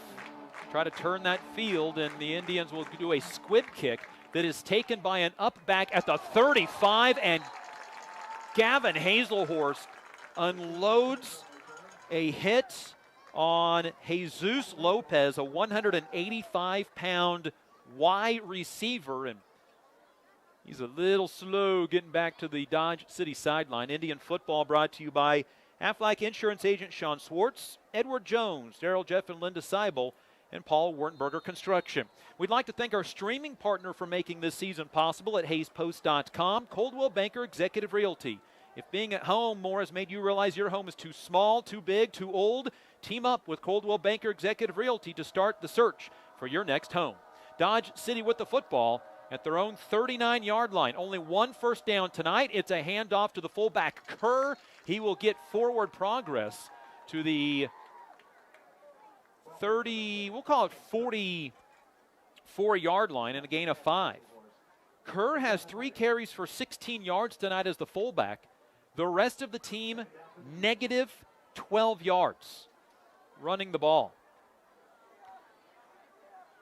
That defensive line is clogging up everything. It's a handoff to Kerr again. Kerr is going to get to the line of scrimmage in a yard. And Hayes High will take the timeout with 3:01 to go in quarter number 2, trying to get the football back. It'll be the Red Demons having 3rd down and 4 after this timeout. This will be Dodge City's shortest 3rd down conversion attempt since 3rd and 4 on their first drive of the game. Indians are negative in the turnover category tonight. Hayes High fumbled the ball on their second series. Dodge City has either turned it over on downs or punted throughout the night. It is the NBA Finals tonight. The Lakers can pick up the final. If they can pick up a win tonight, will take a NBA championship back home to LA. And boy, what a season. You know, regardless of your thoughts of NBA, what a season in a bubble. I mean, what a way to have a season, and it's gone pretty well. That game for the Lakers and the Heat starting up a little later tonight. 3rd and 4 for Dodge City. Nedler to throw, looking to the far sideline. It is complete to Freese, and he's out of bounds. Inside Hayes High territory, he will be put out at about the 45-yard line. It's a gain of 10, Dodge City's 2nd first down of the night, and the first time they've converted on 3rd down. They go from the 45 to the 45. Freese with his 2nd 10-yard catch of the night. Nedler back to the line of scrimmage. Indians bring the blitz right up the middle. Bill Scott giving chase. Nedler has to throw it away incomplete as he's hit by Bill Scott. Bill Scott, the bandit backer, came untouched off the right side of the offense where freshman Zane Kuhn is making his first start. And they've made a switch there. Leo Lozano is now the right tackle. And I think they've brought in a new right guard. Got the freshman out of the game. Incomplete. Nedler now 3 for 8 for 19 yards after that incompletion. 2nd and 10 from the Hayes High 45. Shotgun, handoff to Vilasing. Tries to get to the left side. Excuse me, that is not Vilasing. That is a new running back in the ball game. That is Frio Vontres, 5'2", 125, and some shifty feet. Will pick up him 9 yards on first down to the Indian 36-yard line. And yes, you did hear me right. Frio Vontres, a sophomore, 5'2", 125. Nedler, straight ahead, keep, fumbled the football. That's Tucker Smith. That's a new quarterback, and he fumbled the ball. And Hayes High recovers. The Indians picking up off of the turf. And the Hayes High Indians even the turnover battle tonight and have the football back with 2:40 to go in quarter number 2. That was the Red Demons' longest drive of the night, 6 plays, and it ends in a fumble. And Hayes High has the ball back at their own 39.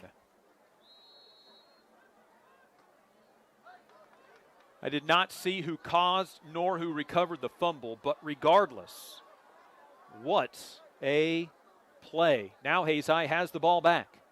Shotgun, give to Dreiling. This is the play he scored on earlier. Bounces off a tackle into Dodge City territory to the 50, to the 46-yard line.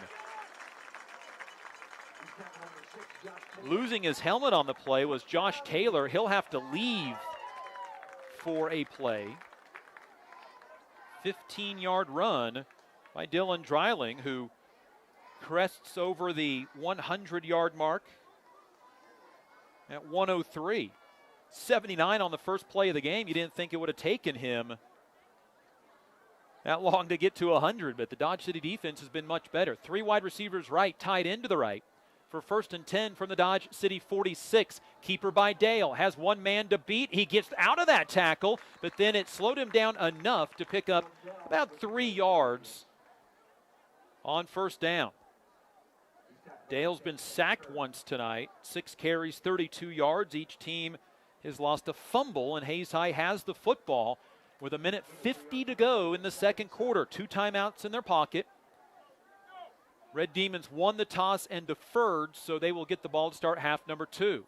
Kiefer, Canick, Miles Keller, wide receivers to the right. On 2nd down and 7, play action pass, throw to Canick. Canick back to the middle of the field at the 35, gets hit hard but gets dropped for a 1st down on a gain of 8. Second catch for the junior, Jaron Canick. Dale now 6 of 9 passing. That one for 8 yards. And the Indians quickly back to the line of scrimmage at the 35-yard line. It's a handoff up the middle. Dreiling makes a man miss at the 30 and down at the 24-yard line. That'll be a gain of 11 and a 1st down for the Indians. And you wonder, is Dodge City's 2-way players starting to wear down just a little bit? 1st and 10 from the 24. Indians have been in the red zone once tonight and fumbled. Dodge City now shows a blitz. They bring the blitz. It's a handoff to Dreiling. Jump cut left. He's at the 21-yard line, and Hayes High will use their second timeout. 127 yards on the night now for Dreiling on 11 carries, and the Indians at the 21 will have 2nd down and 6. Following this timeout, their second of the night. Indian football is brought to you by Master Cleaners, Coldwell Banker Executive Realty, and Roof Masters. And we'd like to thank our new Powered By sponsor tonight. The Hayes High Sports Network is powered by Herman Physical Therapy and Wellness. They look forward to seeing you and getting you back from injury quicker with dry needling, deep tissue laser therapy, and you'll see the same PT on each of your visits.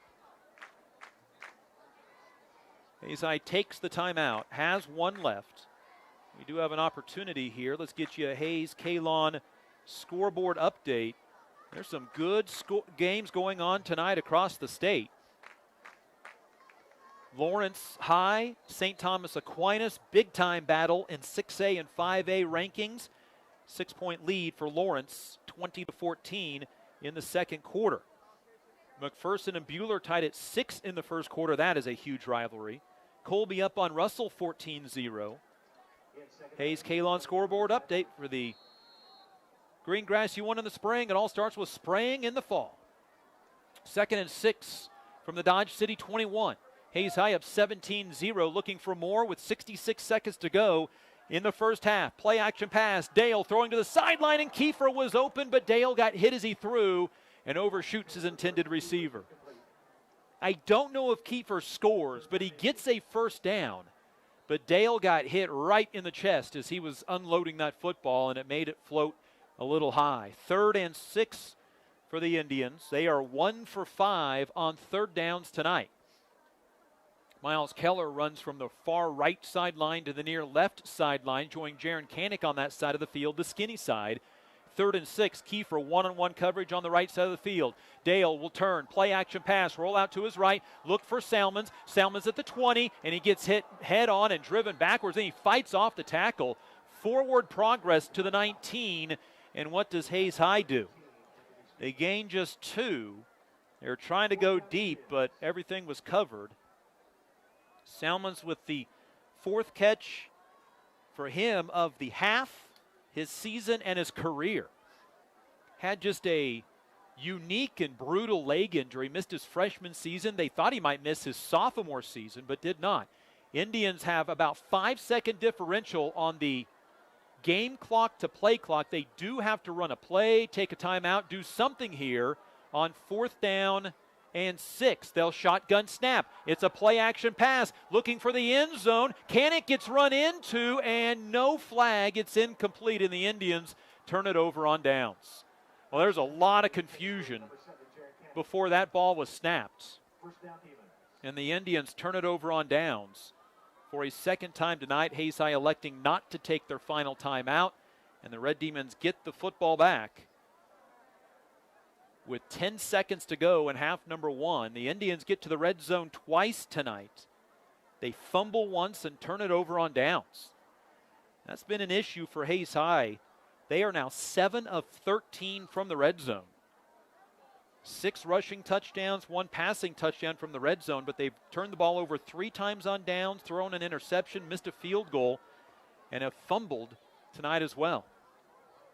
So Dodge City, out of that power I, fumbled the last time. Alden Nedler is back at the quarterback spot, and he's just going to take a knee, and that'll be the half. Hayes High defense gives up 2 first downs in half number 1. They control the first half. The Indian offense, with a couple of big plays for touchdowns, lead at the break 17-0. Before we go to break, let's first pause 10 seconds for station identification. This is the Hayes High Sports Network, streaming made possible by Coldwell Banker Executive Realty. Let the biggest real estate team in Hayes find your next home. The USD 489 halftime show is next on the Hayes High Sports Network, powered by Herman Physical Therapy and Wellness. M&D Excavating, Incorporated, serving the Hayes area since 1979. Jeter Law Firm, proud to support student athletes, partners you can rely on. Shelter Insurance, Dustin Shoemaker. Compare your coverage today at CompareMyCoverage.com. Discount Siding, new siding, energy-efficient windows and doors, vinyl fencing, and other exterior home products. Improve the beauty and energy efficiency of your home. Click on DiscountSiding.net. Paul Wurtenberger Construction, building Northwest Kansas dreams since 1983. State Glass Company, locally owned and operated since 1948. 5th and Main, downtown Hayes. When you need something fixed fast and done right the first time, call Steel Fab. Heartland Building. When it is time to get the job done, see why so many builders rely on Heartland Building Center with a huge stock of building material. Edward Jones, providing a reasoned and disciplined approach to investing, making sense of investing. Western and Central Kansas premier roofing contractor, The Professionals, High Plains Roofing of Hayes. Teams win games. Let the biggest real estate team in Hayes find your next home. Coldwell Banker Executive Realty, the streaming partner of the Hayes High Sports Network. The green grass you want in the spring starts with spraying in the fall with Hayes K-Lawn, Kurt Maska, and Kurt Viner. Hayes High School Athletic Booster Club, proud to support the athletes of Hayes High School by providing items needed to excel on the field and court. Master Cleaners, dry cleaning, laundry, alterations, tux rentals, and much more. They have numerous pickup locations throughout Western Kansas to serve you. Eagle Communications, our community connected.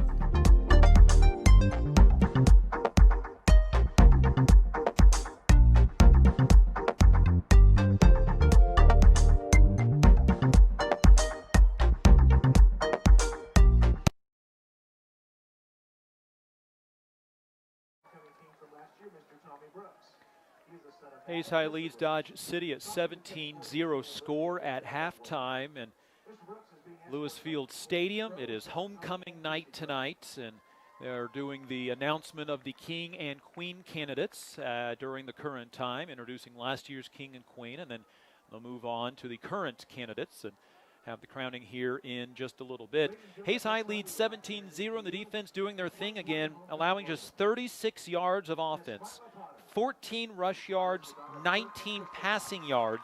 Dodge City is 1 of 7 on third down, 0 of 3 on fourth down.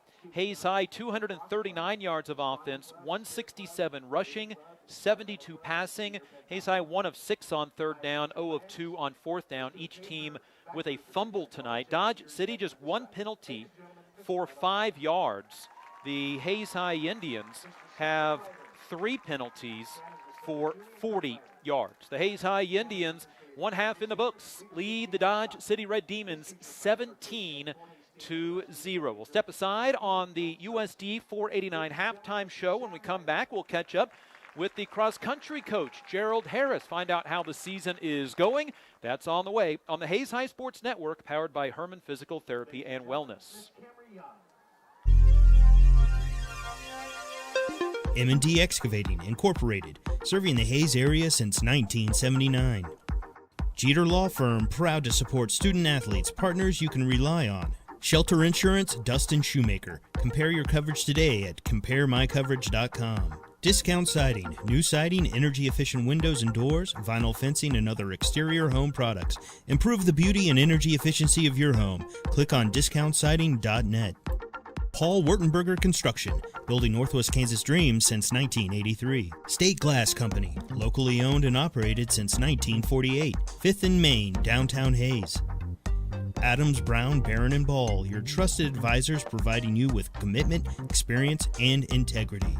Gibbs Auto Supply, over 200,000 parts and accessories and great staff to take care of you in Hayes and La Crosse. Get a great deal on internet, video, voice, and business services from the technology experts, Nextech. When it hails, when it pours, one thing's for sure, Roof Masters is who you're looking for. Bigger vehicle for a family trip or a car that gets excellent gas mileage for the next business trip? Book with Hertz Rent-A-Car on 8th Street in Hayes. Add Aflac Insurance to your company's benefit package at no cost to you. Call Sean Schwartz with Aflac Insurance.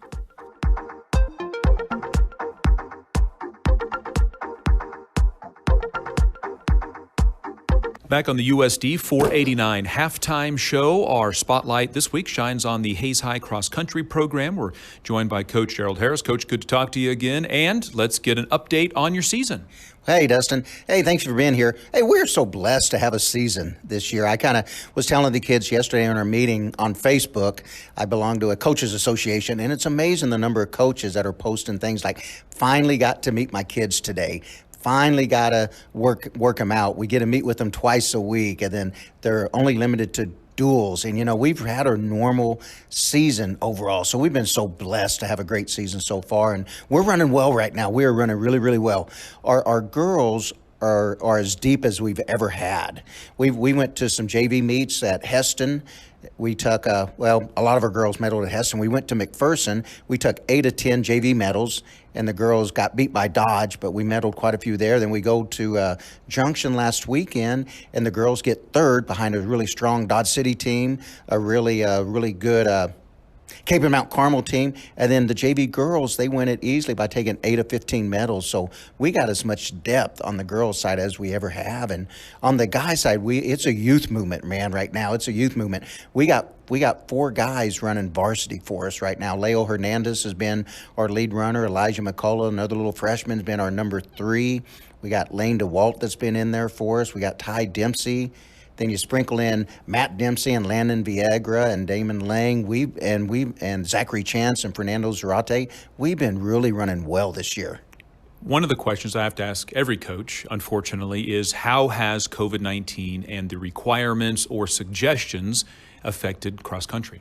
It really affected us quite a bit. You know, unfortunately, just as of yesterday, we'll run the next 2 weeks without our number 1 guy and our number 3 guy, you know, and our number 9 guy. They're in quarantine, and unfortunately for Leo and Elijah, they'll be back for the regional meet. You know, for Ryan Shookman, he's done for this season, you know, so it's really affected us. We lost our number 1 girl early in the year with Amelia Yeager.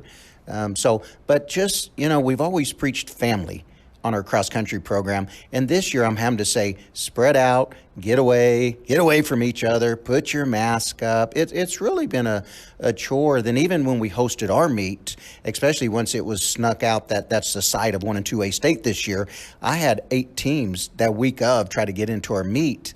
And normally I'd say, oh, heck yes.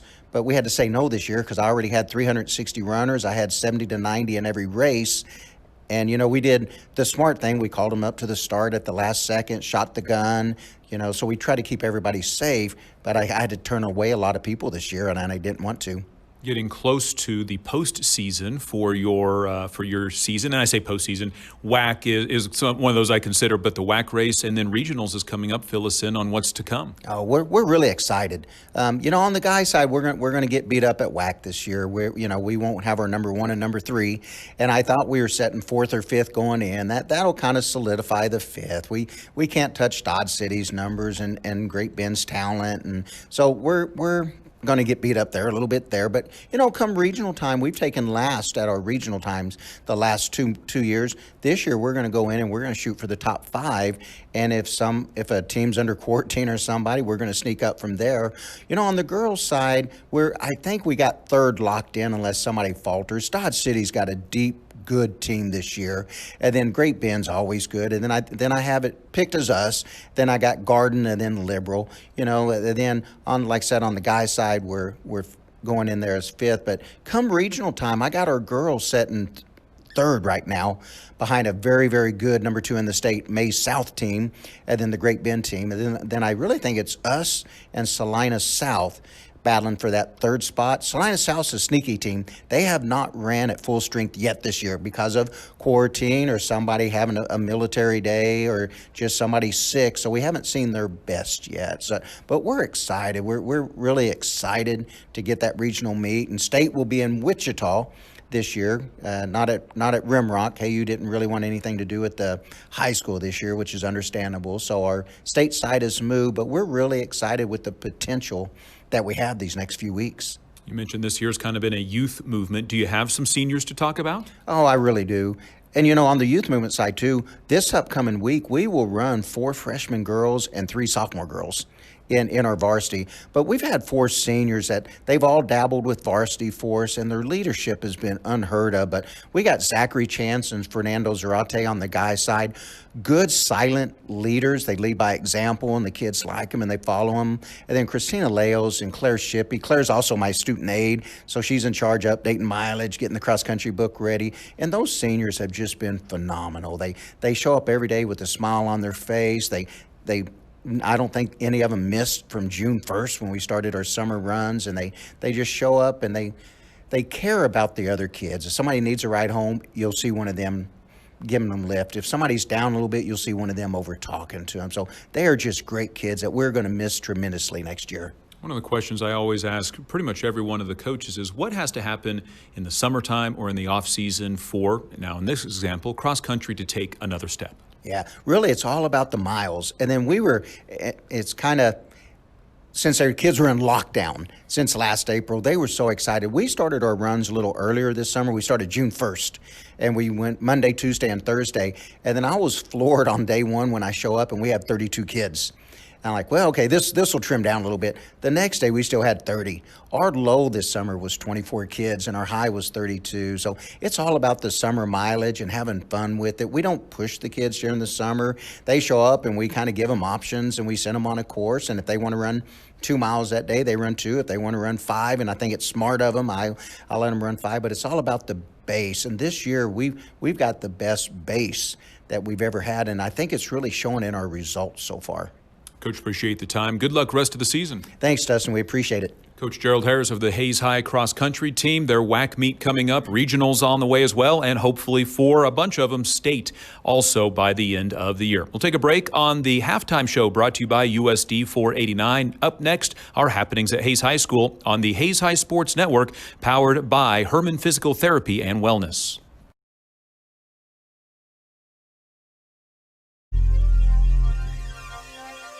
Midwest Energy, a customer-owned cooperative providing safe, reliable, and efficient energy services and promoting growth throughout the region. When you need something fixed fast and done right the first time, call Steel Fab. Heartland Building. When it is time to get the job done, see why so many builders rely on Heartland Building Center with a huge stock of building material. Edward Jones, providing a reasoned and disciplined approach to investing, making sense of investing. Western and Central Kansas premier roofing contractor, The Professionals, High Plains Roofing of Hayes. Teams win games. Let the biggest real estate team in Hayes find your next home. Coldwell Banker Executive Realty, the streaming partner of the Hayes High Sports Network. The green grass you want in the spring starts with spraying in the fall with Hayes K-Lawn, Kurt Maska and Kurt Viner. Hayes High School Athletic Booster Club. Proud to support the athletes of Hayes High School by providing items needed to excel on the field and court. Master Cleaners. Dry cleaning, laundry, alterations, tux rentals, and much more. They have numerous pickup locations throughout Western Kansas to serve you. Eagle Communications. Our community connected.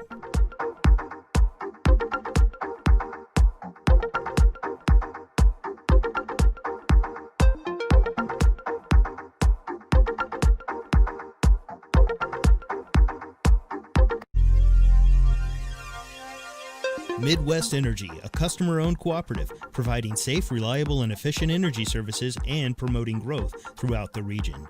When you need something fixed fast and done right the first time, call Steel Fab. Heartland Building.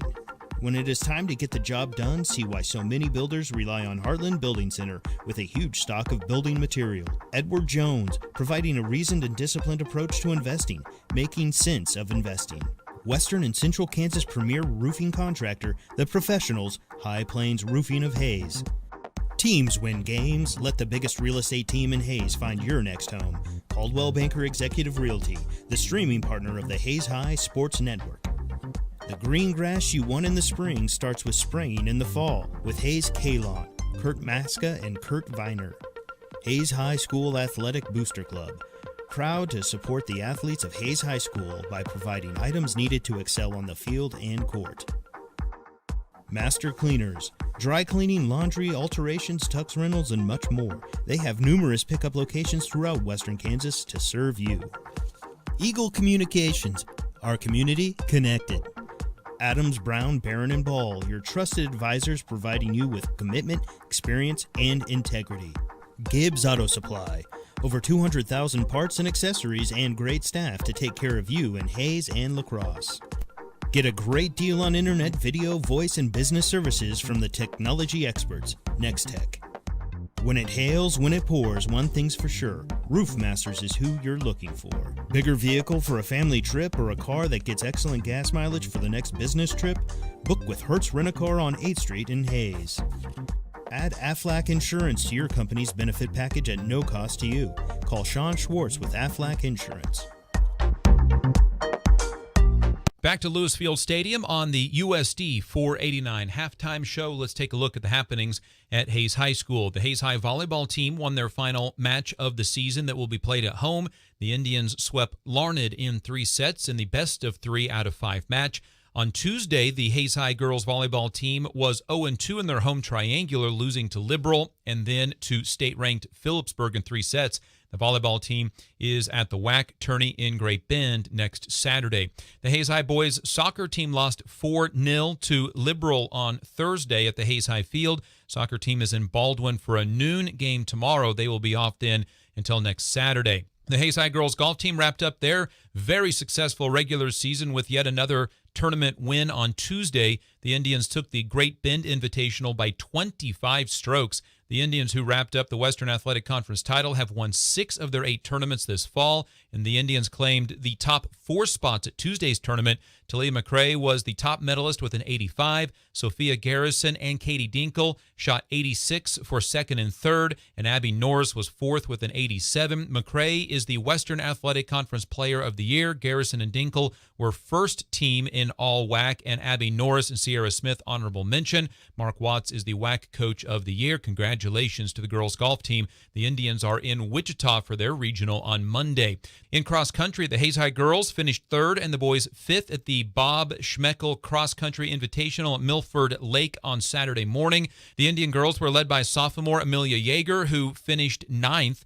Freshman Arlie Maldonado was 11th. Brenlin Albers, another freshman, was 12th. And sophomore Jason Watson was 15th. The boys were led by Leo Hernandez in 14th. The cross-country team is at the Salina Invite tomorrow morning. They will then head to the WAC championship race on Thursday. And the girls' tennis team will be at their regional tournament tomorrow in Mays, trying to qualify for state, along with Great Bend, Mays, McPherson, Newton, Salina Central, Salina South, and Valley Center. That's your happenings at Hayes High School. We'll step aside on the USD 489 halftime show, grab some scores from around the state next, and get set for the second half of Hayes High and Dodge City on the Hayes High Sports Network, powered by Herman Physical Therapy and Wellness.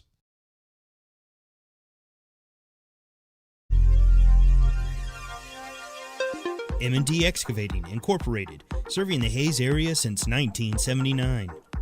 Jeter Law Firm, proud to support student-athletes, partners you can rely on. Shelter Insurance, Dustin Shoemaker. Compare your coverage today at CompareMyCoverage.com. Discount Siding, new siding, energy-efficient windows and doors, vinyl fencing, and other exterior home products. Improve the beauty and energy efficiency of your home. Click on DiscountSiding.net.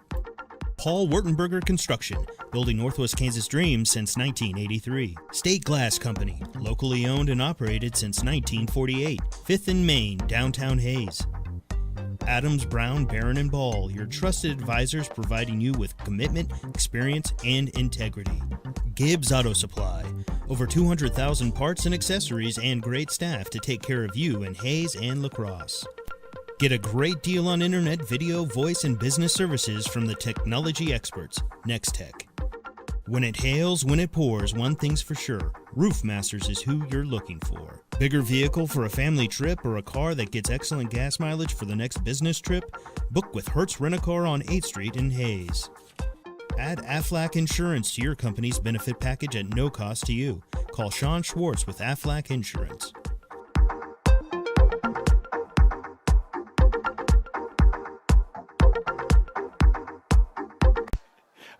Doing a good job paying attention on that.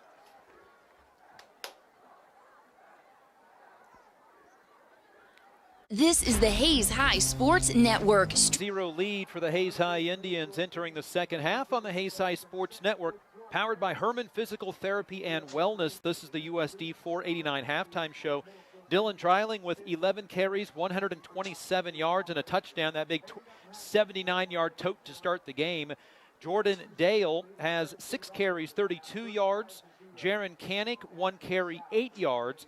Dale through the air, 7 of 12, 72 yards and a touchdown to Jaron Canick, who has two catches for 46 yards. Dylan Dreiling, 1 catch, 4 yards. Bryce Salmons, 4 catches, 22 yards. The first catches of his career. Dodge City, Ty Vilasing, 4 carries, no yards. Alden Nedler's been sacked once, 9 carries, negative 13 yards. Chance Kerr, 4 carries, 17 yards. Frio Vontres, 1 carry, 9 yards. Matt Freese, 1 carry, 1 yard. Alden Nedler through the air is 3 of 8, 19 yards. 2 catches, 20 yards for Matt Freese.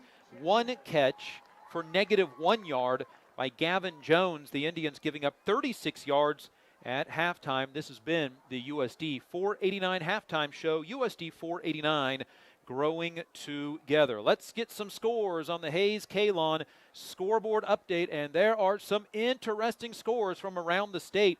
Capon is at home against Garden City and all over the Buffaloes. 35-0. Hayes will see Capon here at Hayes in 2 weeks. Mays and Mays South going at it. It's just the 5th meeting all time. They have split 2-2. Mays South has won each of the regular season games.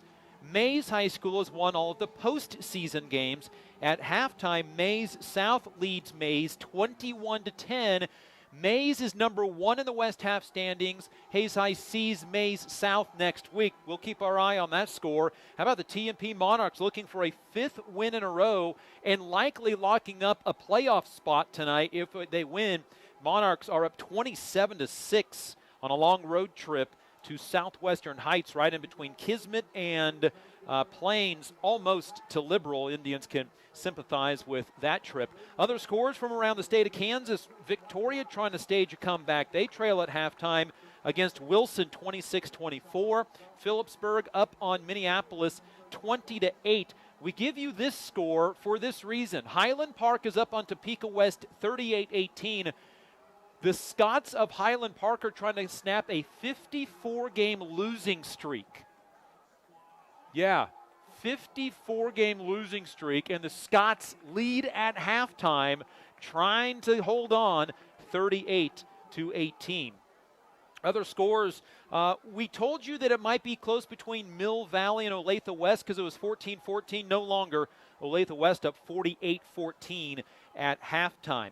We gave you Maize South Maize at 21-10 at halftime in favor of Maize South.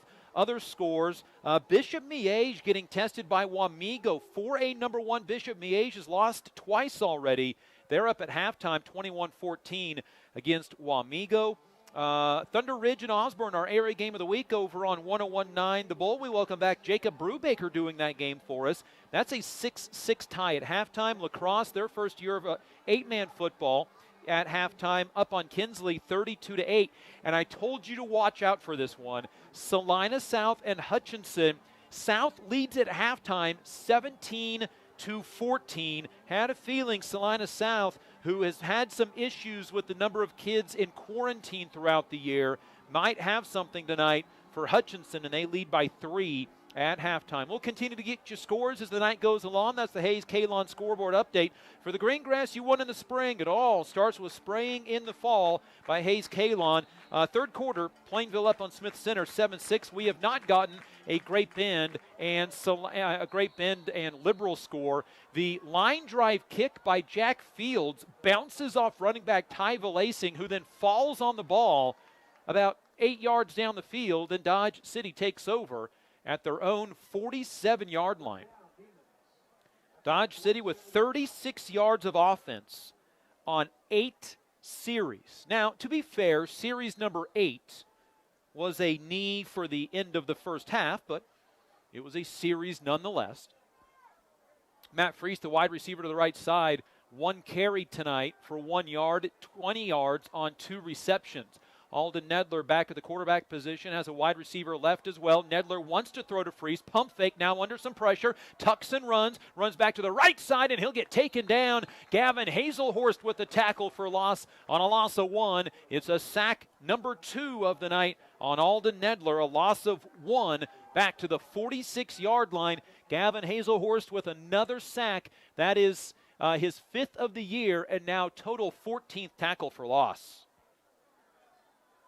The Indians secondary staying at home to force the sack. Hayes High shows a blitz. Dalton Dale brings it off the left edge right to Nedler, who pitches it late to Vilasing and gets run under. Vilasing goes down deep in the backfield. Bill Scott is there for the tackle at the 41. It's a loss of 5.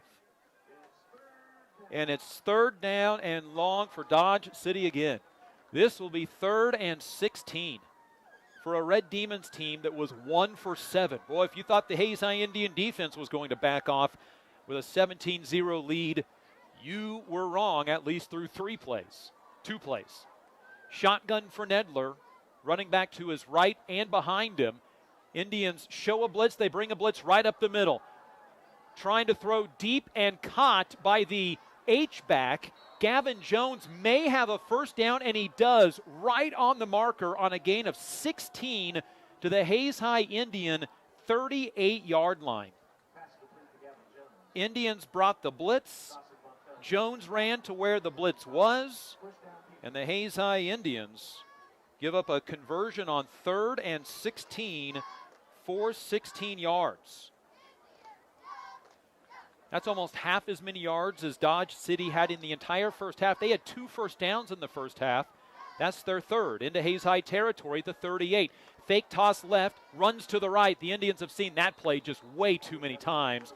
And a half-yard gain for Alden Nedler, who gets hit hard on that right side. And Well, Hayes High is trying to get Gavin Hazelhorst to over-pursue on the backside, and he just refuses to do so. A 1-yard gain for Alden Nedler, who is now at 11 carries, negative 13 yards.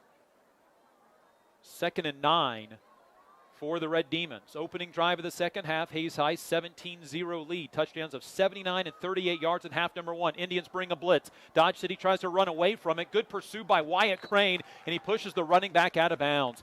Wyatt Crane from that bandit backer position runs Valacing out of bounds at the 41-yard line.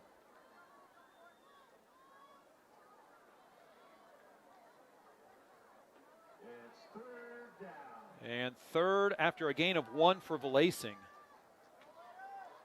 Brings up 3rd down and 8 for the Red Demons, who converted on 3rd and 16 on this drive. This from the 41-yard line.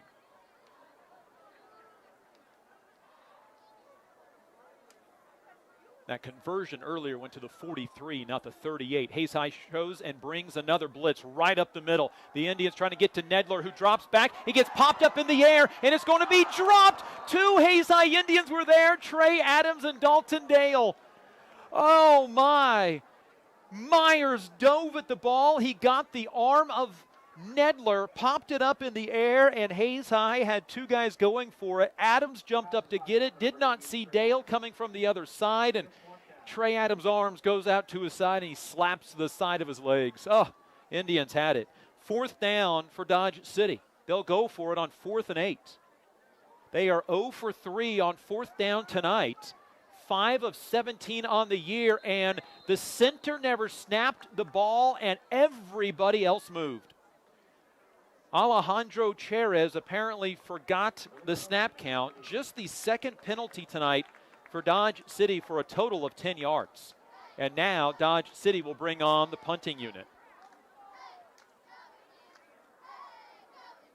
And Matt Freese will kick. It had been the duties of freshman Claudio Diaz. We have not seen him tonight. It's been Matt Freese. And if you're Hayes High, you spy Matt Freese. He is their everything. Jaron Kanek to return from inside the 15. This would be 4th and 13, and Freese will indeed punt it away. The Indians were on to protect to make sure, and Kanek will let it bounce. It bounces inside the 5, back on top of the 5, and Hayes High will need to go 95 yards on their first series of the game. Of the second half, excuse me. Hayes High leads 17-0. But another punt for Dodge City. It is their 4th punt of the night. That series went 6 plays, totaling the longest series of the night for the Red Demons. They have 3 first downs tonight, got 1 on that drive. Hayes High from their own 5. Dale hands off to Dreiling, skirts through the line of scrimmage, gets 5 to the 10. Boy, and that is a fortunate 5 yards, in fact 6 to the 11. That play got blown up in the backfield, and Dreiling was able to kind of skirt around a would-be tackle, and Hayes High out to the 11 and some breathing room. Kanek and Kiefer to the right, Beckman to the left on 2nd down and 4. Hayes High 239 yards of offense at halftime. Dreiling to the left of Dale for this 2nd down play from the 11. A pull and a keep by Dale. Bounces off a hit. Tries to get to the 1st down marker, and he'll do so near the 20. They'll mark him down at the 18, and a gain of 7. Jordan Dale fairly silent tonight. 7 carries, 39 yards. It's not been the home run type of night we've seen from Jordan Dale so far, who through 4 games had 402 yards running, but remember, he didn't take over at quarterback until week number 2. Indians double tight. Carson Kiefer tied into the right side. It's a handoff and an end around to Jaron Kanek. Tests the left side, runs into a couple of Red Demons. Maybe a yard to the 19. Alden Nedler there for the tackle. And it's a gain of 1 to the 19. Dodge City well versed in that. That's the 2nd carry tonight for Jaron Kanek for 9 yards. I say 2nd carry. He had that 18-yard two-point conversion earlier tonight. 2nd and 9 from the 19. Indians 3 wide receivers right. And now we'll check the sideline. That offensive line of Ashton Thomas, Carson Russell, Remington Cox, Gavin Nutting, and Grayson Walburn all down to a knee to check the sideline as well. Shotgun snap for Dale. Wants a play-action pass. Now in some trouble. Scrambles. Has some room. He's at the 25, 30. Sidesteps the defender to the 40. And on his feet, taken down from behind at the 44-yard line. That'll be a 25-yard run by the Indian quarterback who had nowhere to throw. And it's a first down for the Indians at the 44. Jordan Dale with as many yards in the second half on 2 carries as he had the entire first half. He had 6 carries, 32 yards in half number 1, 2 carries, 32 yards in half number 2.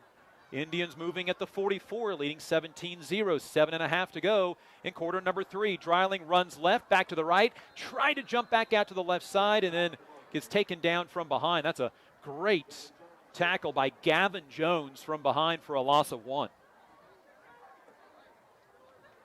Gavin Jones, through 2 games, had 12 tackles and then was in quarantine for 2+ weeks and hadn't played in the last 3 games. Dreiling out at running back brings Chase Summers into the ball game, the 150-pound sophomore who has 3 carries on the year. 2nd down and 11 for the Indians from their own 43 after the loss of 1. Summers to the right of Dale. In motion, Kanik. It'll be a keeper by Dale. Pulls it out. Doesn't have much room to go. Gets tackled at the ankles. Gains the yard back. Lost on the previous play. Dreiling out for 1 play. Comes back in on 3rd and 10. Hayes High in the first half, just 1 of 6 on 3rd down. One of those was 3rd and 9 from the 19 of Dodge City. Gain of 2, the officials will say, to the 44, and the Indians flinched. And so 3rd down from the 45, 3rd down and 9 just became 3rd down and 14. Somebody flinched on the far side of the field. That's the Indians' 4th penalty of the night. 3 penalties, 40 yards in the first half.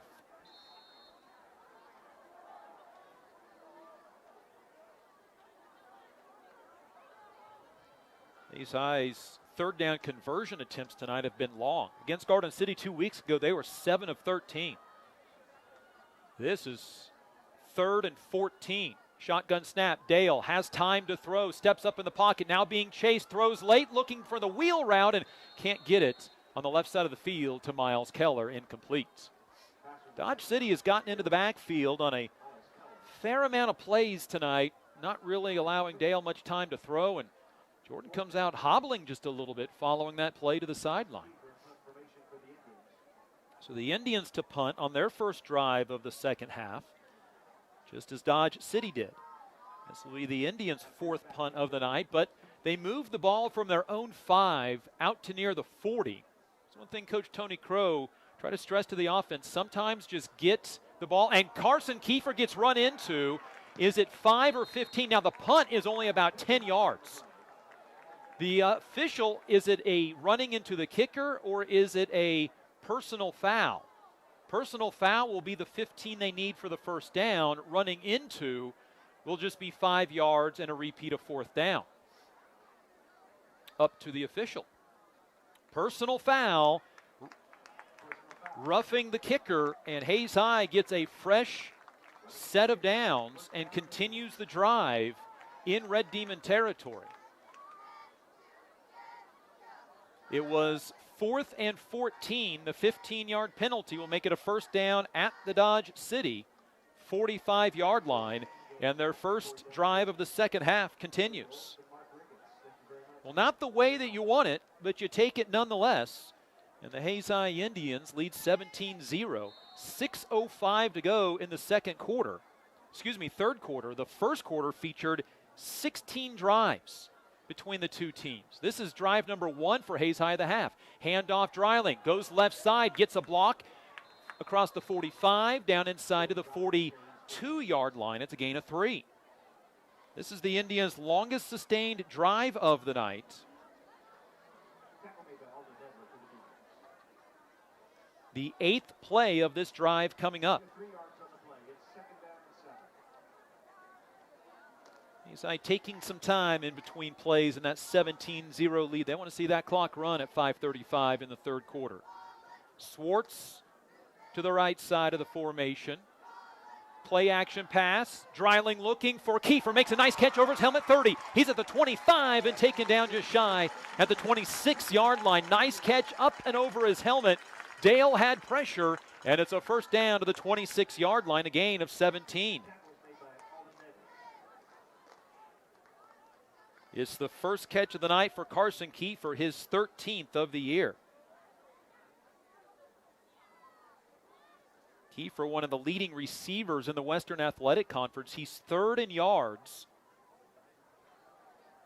and 5th in catches. Indians at the 26, Dreiling to the left of quarterback Jordan Dale. Handoff to Dillon. He tests the right side, tackled from behind. Dodge City's doing a much better job of coming in from behind and getting the tackle. They were not getting to the point of the tackle earlier in the game, allowing Hayes High some room to run. Hutchinson has taken the lead over Salina South in the third quarter, 21-17. Ness City still shutting out Hodgman County, 22-0. That's over on Mix 103 with Gerard Welbrock. And Ness City's head coach said they're healthy for the first time this year and felt pretty good going into the game. Canick, who switched shoes at halftime, to the right side with Kiefer. Dodge City backing off of the line of scrimmage before the snap. Canick in motion. A throw near side for Canick on the out route. He breaks through the tackle, still on his feet inside the 20. Well, that's a grown man move to get through the would-be tackle of Josh Taylor, who then helps him up, and Canick does a good job to hold on to the football, fight through it to the 18-yard line, a gain of 8.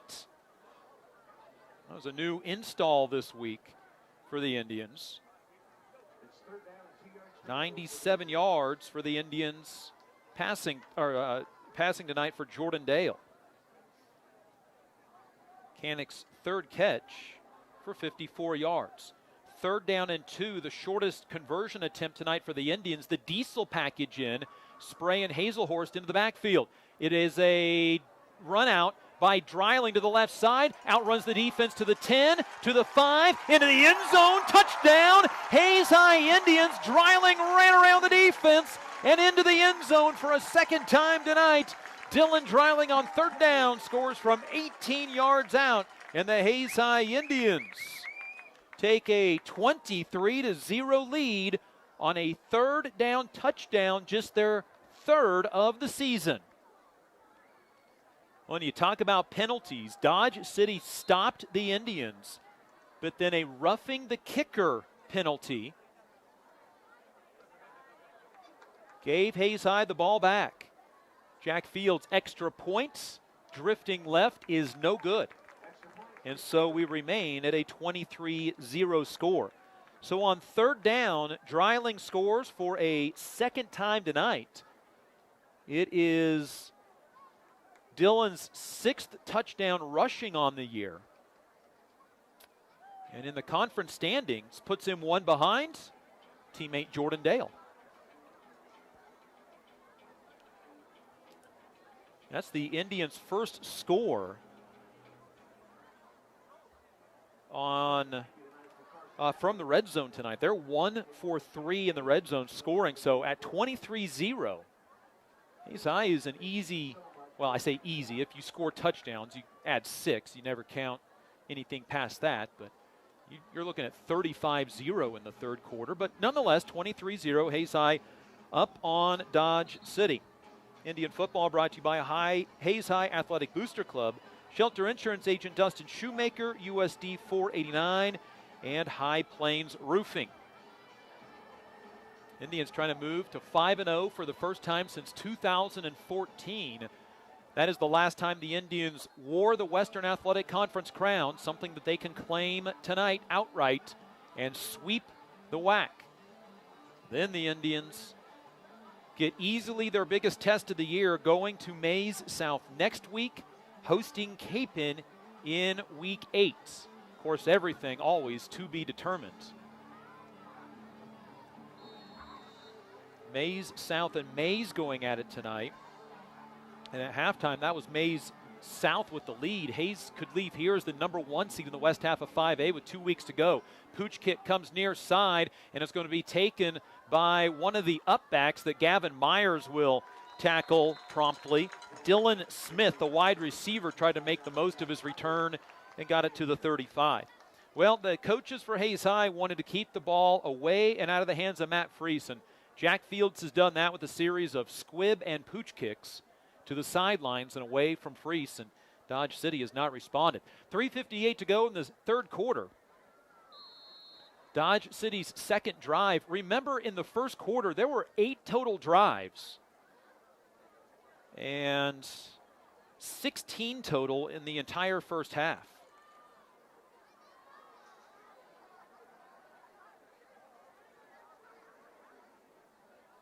That series for Hayes High was 11 plays, 95 yards. And the play clock ran out. Penalty on Dodge City. Their third penalty of the second half. Their second was a huge one. Instead of Hayes High punting the ball, it was a roughing the kicker call and gave Hayes High a first down.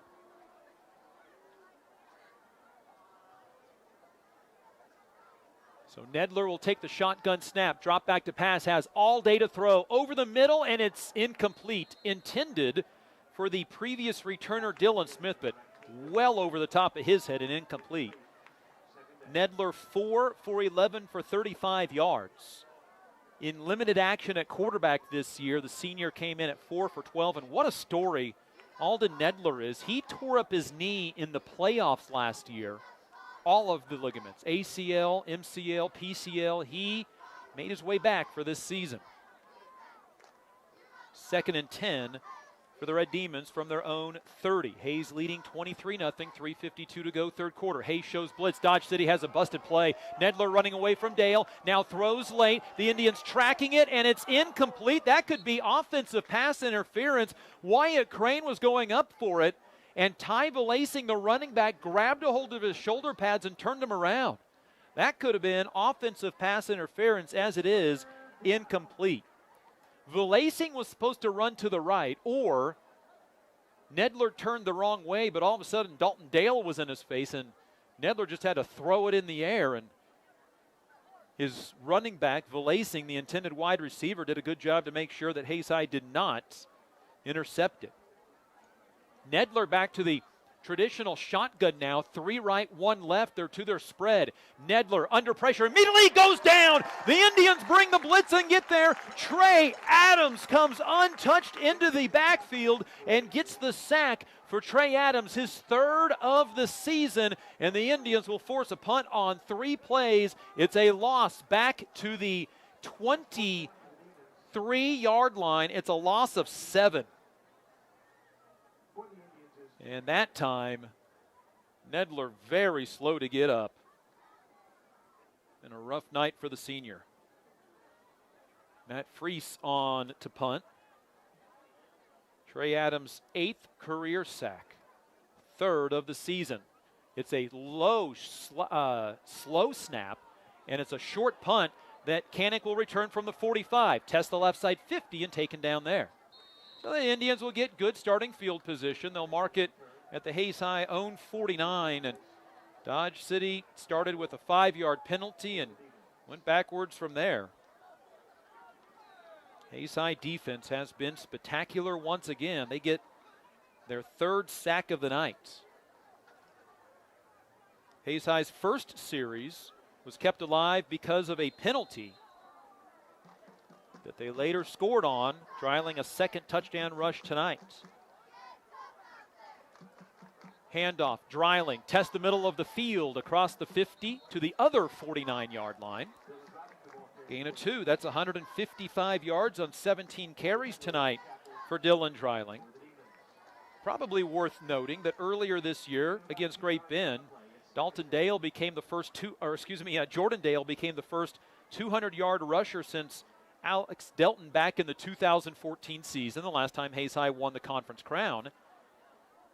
And now Dylan Dreiling getting close to that at 155. 2 left, 1 right for Jordan Dale on 2nd down and 8. High snap, handles it at his face mask, throws to the right sideline, and it's almost brought in on a one-handed catch, incomplete. Dale, a dangerous pass into double coverage. He put it in the spot, though, that only Dreiling could get it, but it would have been a remarkable catch. It would have required him to catch it with his right hand along the right sideline, and he nearly came down with it. Area game of the week over on 101.9 The Bowl, a good one in Osborne. Thunder Ridge and Osborne tied at 12 with 7:41 to go in the game. Big thanks to Jacob Brubaker helping us out in a pinch over on the Bowl. 3rd and 8 for Hayes High. They are 2 for 8 on 3rd down. Play action pass. Dale with time over the middle for Kiefer, and it goes in and out of his hands and then incomplete.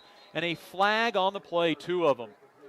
May have come back regardless, but through the hands of Kiefer, who slaps the side of his helmet. And Dodge City can either force Hayes High into 3rd and 18 or decline the penalty and make it 4th and 8. The officials say that Dodge City declines the penalty, and Hayes High will punt the football away, so a 3 and out after starting at their own 49. Well, and again, you get the opportunity to get the first down, so even if you have the penalty, you redo the down and have another chance, but the Indians will punt for a 4th time tonight unless Dodge City elects to run into the punter again. 2:06 to go, quarter number 3, Hayes High a 23-0 lead. Kiefer rolls out to his right, and that one might have been tipped, and it almost hits a Dodge City player in the back and then rolls out of bounds inside the 20. So a low rugby-style kick goes out of bounds inside the 20. 2nd of the night for Kiefer. And that is Carson's 15th punt of the year. 7 of them have now gone out of bounds inside the 20. This one out of bounds at the 16-yard line. The Red Demons, who have run 9 plays on 2 series in the second half, have the football at their own 16-yard line. Indian football brought to you by State Glass Company, Aflac Insurance Agent Sean Swartz, and Edward Jones, Daryl, Jeff, and Linda Seibel. Nedler took a hard hit from Trey Adams in the last series, back on his feet at the quarterback position, wants to pass under pressure. It is caught over the middle, hauled in by Dylan Smith, his first catch of the night, and a first down out to the 30 on a gain of 14. Hayes High brought a heavy blitz, but Dylan Smith, 5th catch of the year. His prior 4 catches, half of them had gone for touchdowns. Nedler again to throw, gets hit and dropped. Gavin Hazelhorst comes unabated to the quarterback at the 25. It's a loss of 5. Another sack for Gavin Hazelhorst, his 5th of the season. Wow.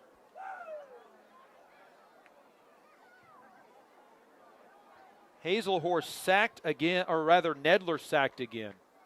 Indians' 4th sack of the night. That back to the 25. 2nd and 15. Nedler out of the shotgun. Toss, fake toss right. Now runs that way, and Hazelhorst is on him. Misses the tackle. Nedler throws late and short. Hazelhorst would have had a tackle back at the 15. Well, now Hayes High is just harassing Alden Nedler, the senior quarterback. Kind of saw Gavin Hazelhorst do this back at Garden City, where for a 3rd quarter series, he just took over, and he has for the last 2 plays. Dodge has only gone true spread once tonight. They got sacked, and that was the end of that. 3rd and 15 for the Red Demons. 1 for 3 in the second half, 2 for 9 in the game. Nedler, option play right. Vilasing wants to throw. He's going to try to outrun the defense to the sideline. Nothing doing. Indians get there. Dalton Dale with a rude shove out of bounds. It's a gain of 5 for Vilasing, who now on 7 carries has plus 1 yard. And Dodge City again will punt, this time on 4 plays after picking up a first down on first down and then backwards after that. Big game tonight. Number 1 in 6A Lawrence, number 1 in 5A St. Thomas Aquinas there at the end of the third. Lawrence 26, St. Thomas Aquinas 21. Freese to punt. This snap bounces to him. The Indians can't get there. Veach will have a chance to return if he wants, but he lets it bounce, and the coaching staff wanted him to, if nothing else, pick that up off of the high bounce and save some yardage. But Hayes High will get good starting field position at their own 27-yard line, and Dodge City 3 series, 3 punts in the half. Hayes High a touchdown and a punt. Their first series, 11 plays, 95 yards. Dylan Dreiling has 2 of the 3 touchdowns tonight. Jordan Dale a pass to Jaron Kanik for the other. 34 seconds left in the third quarter. This could be the final play of quarter number 3. Dreiling behind Dale. 2 wide receivers stacked behind one another over on the right side of the field. Dale hands off to Dreiling. Slows it down, goes right, now left, tries to get to the Dodge City sideline, and will be out of bounds. So we will have yet one more play here in quarter number 3. Dreiling across the 30. And he'll pick up 5 on first down to the 32-yard line. He's at 160 yards tonight. Dylan came in at 224, so he's going to thrust himself into the conversation for the leading rushers in the Western Athletic Conference following tonight. That play just took 7 seconds, so the Indians will get off one more play. Same formation, 2 wide receivers stacked right. Dale, this time, will pull, keeping himself to the right side, and a flag on the play. That's at the point of the tackle. Was there a face mask, or did the Indians hold? The tackle was back at the 30. They're looking to the Dodge City sideline, so this is on the Indians. It'll either be 3rd and 7 or 2nd and 15. Dodge City's defensive line is one of the better ones that Hayes High has seen. It's led by Santonio Turner, who, as a sophomore, was a first-team Western Athletic Conference selection. The penalty is declined. It was holding on Hayes High.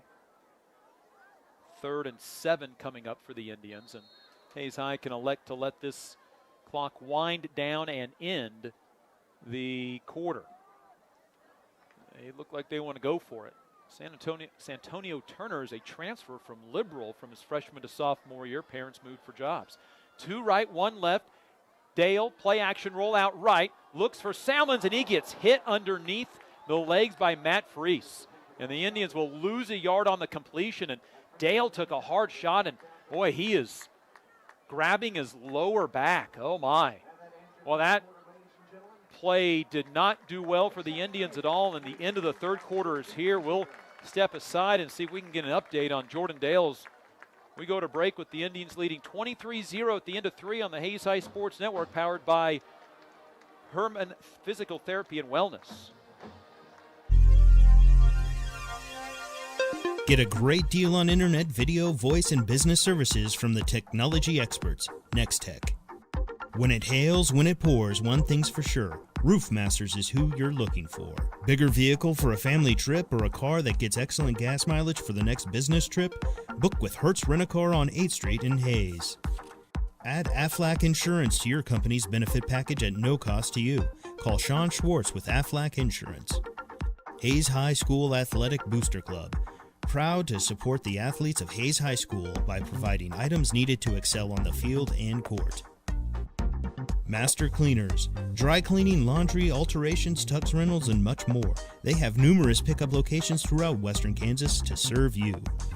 Eagle Communications, our community connected.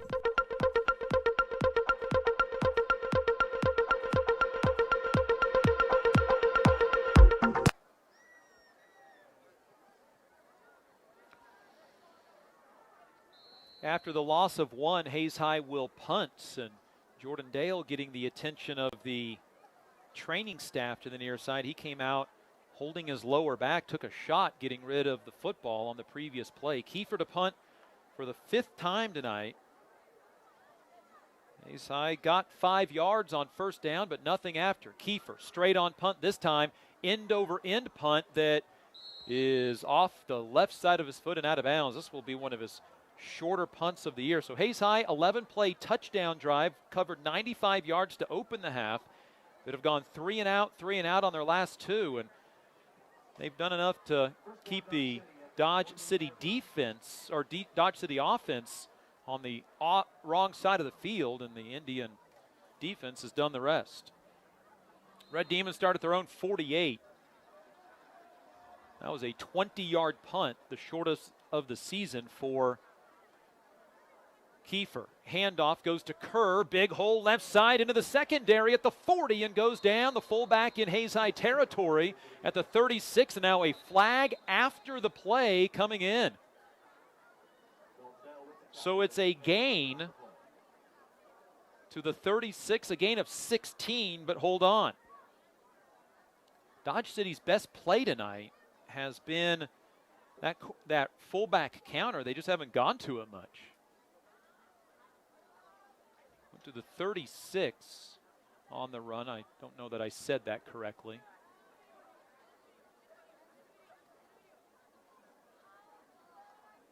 And the official says dead ball, personal foul on the Red Demons.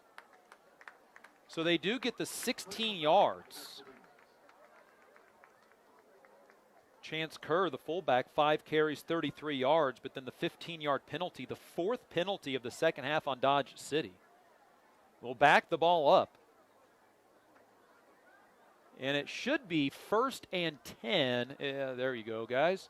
Well, I'm going to say 1st and 9. It was a dead ball penalty. Yep. They should move the chains to 1st and 10 from the 49, and now they do. So all told, it's a yard. Now the Indians bring the blitz, and Nedler is going to get hit in the backfield and dropped. He'll get a yard. Boy, some confusion in the backfield on that one. Wyatt Crane there for the no gain on the run. And Jordan Dale stretching out his back right now. Dylan Dreiling was warming up with Connor Dreiling. Will we see the end of the night for Jordan Dale? Boy, he took a shot on that last drive, and the Indians up 23-0. They have had a ton of issues with injuries this year. Dale with his helmet back on. 2nd and 10. Nedler to throw. Has time. Looking down the field. This will be intercepted on the sideline. Hauled in. Oh, they say incomplete.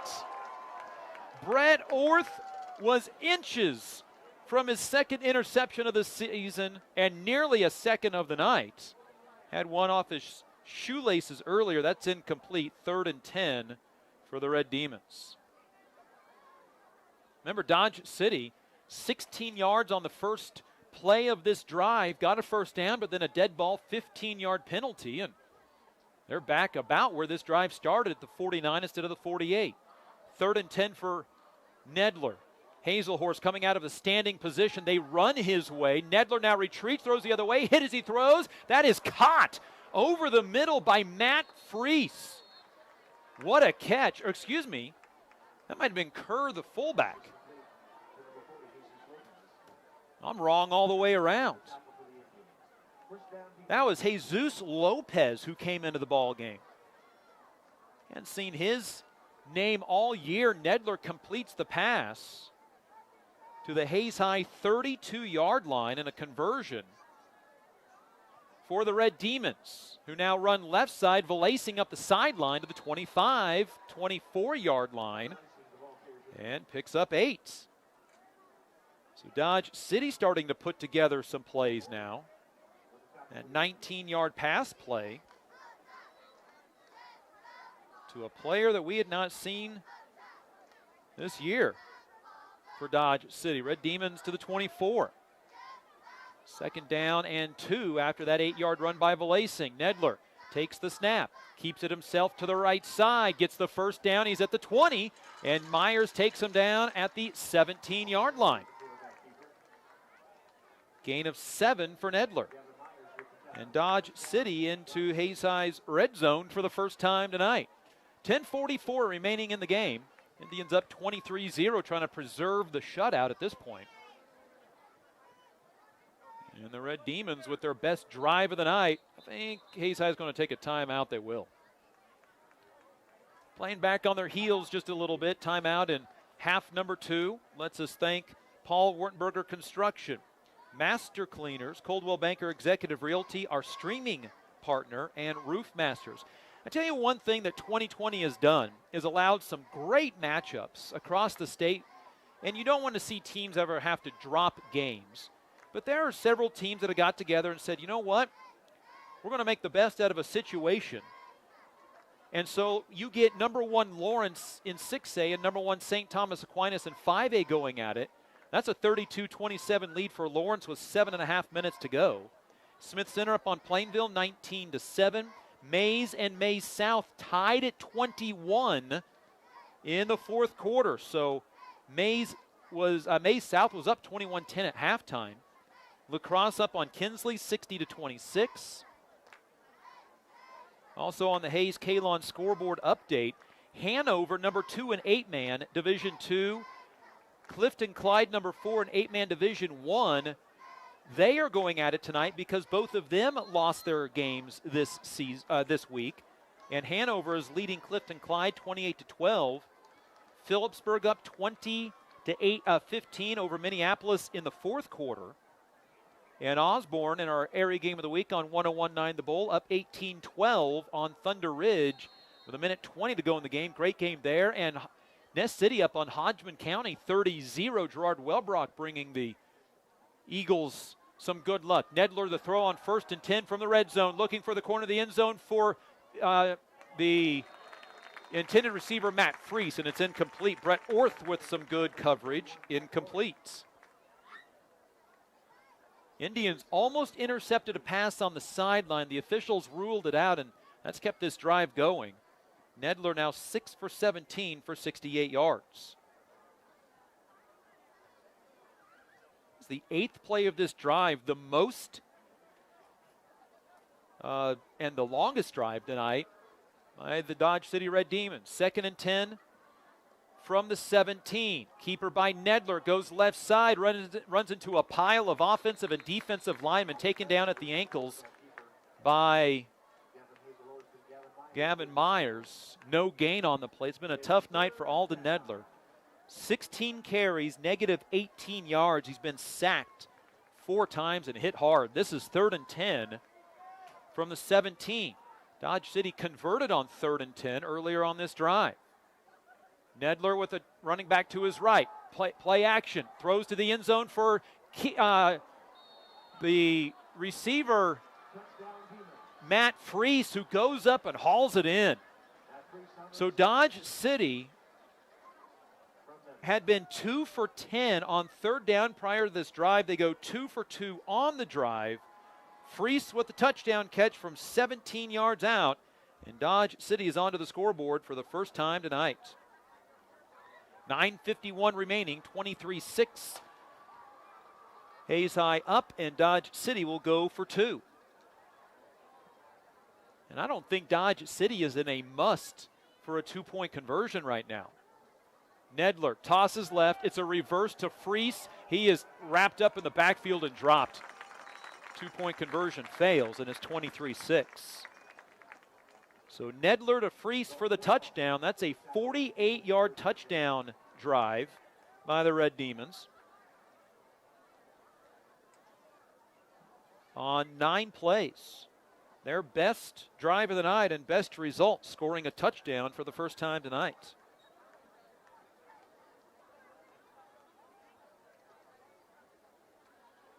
Red Demons have had trouble converting on 3rd down this year, just 21%. And they were going to go for it on 4th down regardless, but they went ahead and scored it on 3rd down. That is the first touchdown Hayes High has given up on 3rd down this year. How about that?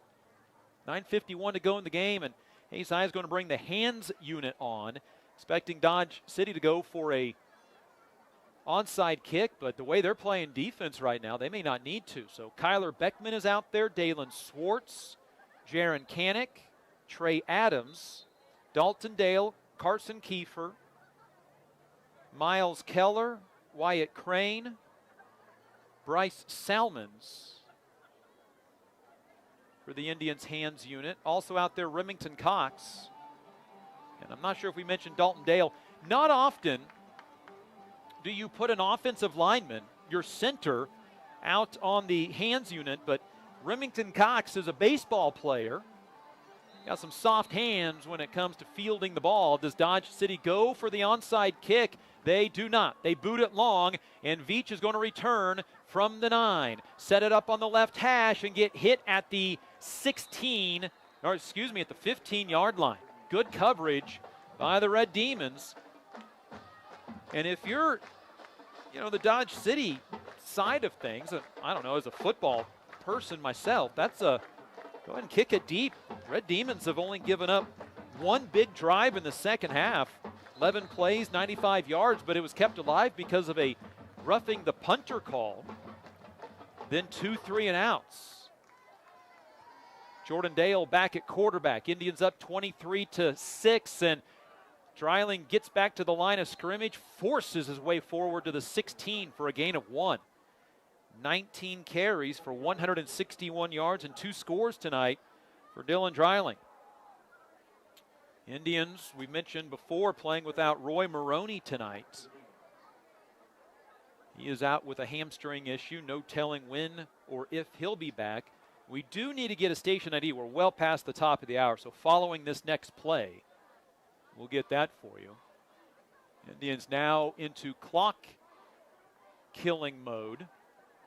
Still 20 on the play clock, and now an official's timeout. Alden Nedler goes down. Oh, no. He went to a knee to fix the shoe of Jesus Lopez, who is a backup linebacker, and then made that big third down catch earlier. Shotgun for Dale on 2nd and 9. Turn and hand off to Dreiling. It's a cutback on the zone read, and Dreiling taken down hard at the line of scrimmage, and now Dodge City's going to use a timeout. Dodge City's not going to roll over and go away. Dave Foster's coached this team to many wins in the Western Athletic Conference. His team down 23-6 takes the timeout, gives us an opportunity to pause 10 seconds for station identification. This is the Hayes High Sports Network, streaming made possible by Coldwell Banker Executive Realty. Let the biggest real estate team in Hayes find your next home. Dodge City has 2 timeouts remaining following that. 1. Dylan Dreiling goes down on the field. He is suffering from some cramps. It's been a warm week. It was 82 degrees at kickoff. Some of the players starting to feel the effects.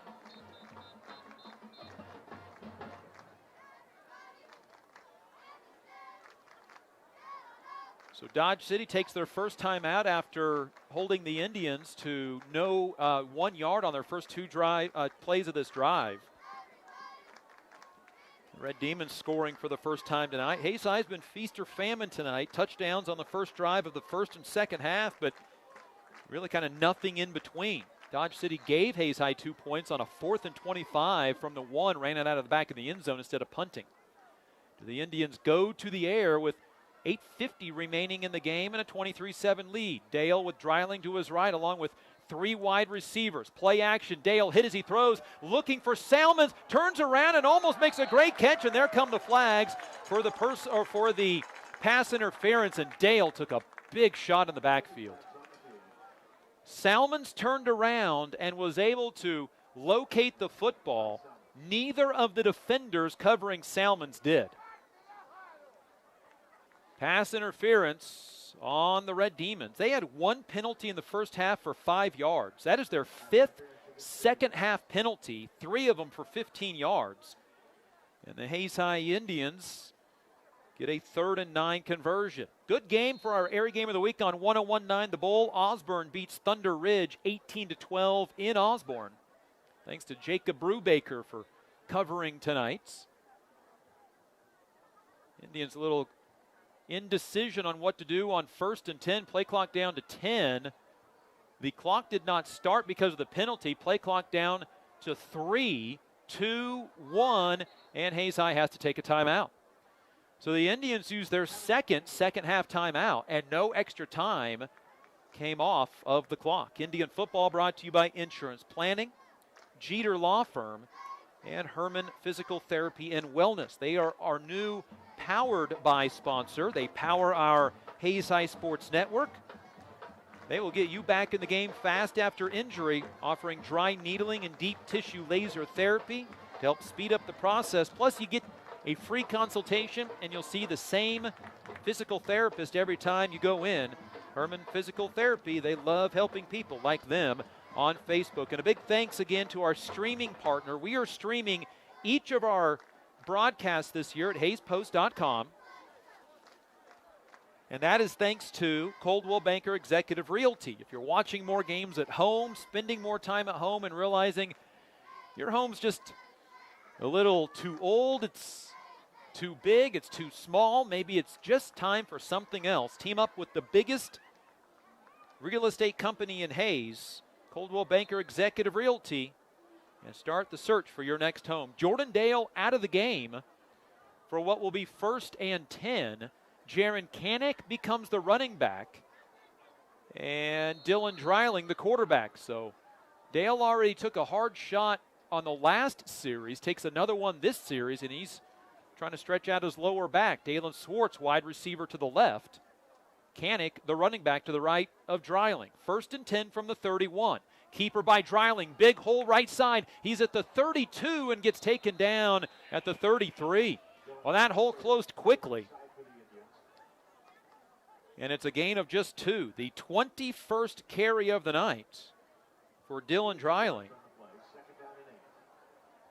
who is at 163 yards on 21 carries. Against Garden City, Dreiling had 20 carries for 75 yards. He never played running back before this season, and he's now dealing with another injury. Jordan Dale out of the game. Kanek to the left of Dreiling. Hand off to Jaron, taken down in the backfield. No, Dreiling kept it. He pulled it out. He's at the 40, 45, into Dodge City territory at the 49-yard line. I thought Kanek had the ball. Instead, Dreiling runs it to Dodge City territory at the 49-yard line. That is an 18-yard run. I thought the officials were going to blow the play dead because of Kanek being taken down. Dreiling with the nice pull. He's at 181 yards on the night. Now play stops as Ty Valacing, the cornerback, ran out of his shoe. So the Indians into Dodge City territory at the 49. So out of this formation now, they'll go tight end right, will the Hayes High Indians, with Bryce Salmons. And then Carson Kiefer goes from his wide receiver spot to a blocking back. He's now the H-back, and he's to the outside of Salmons to the right. Swartz and Keller, the wide receivers. This time it is a give to Kanek. Kanek at the 45, spins out of a tackle, still on his feet to the 43-yard line. Well, it doesn't take long for that 4.41 140 speed to fire up. That'll be a gain of 6 on Kanek's 3rd carry of the night. And it's speed like that you see the reason that those Division I schools like it any time that they get somebody in that 4.4 range. Jaron, along with a few of the other Indians, receiving Division I offers in the offseason. He's the running back, Dreiling back to the quarterback position because Dale injuring his lower back. Dreiling will take the snap at 5. It's a keeper for him to the right side. Gets out of an arm tackle, flag on the play, and the Indians will be hit for a holding penalty. And instead of 3rd and 1, it'll be 2nd and about 17. The penalty was thrown at the Dodge City 45. Hayes High's 2nd penalty of the 2nd half and 5th overall tonight. Smith Center has beat Plainville 19-7. There's been a lot of good games here in week number 6 across the state.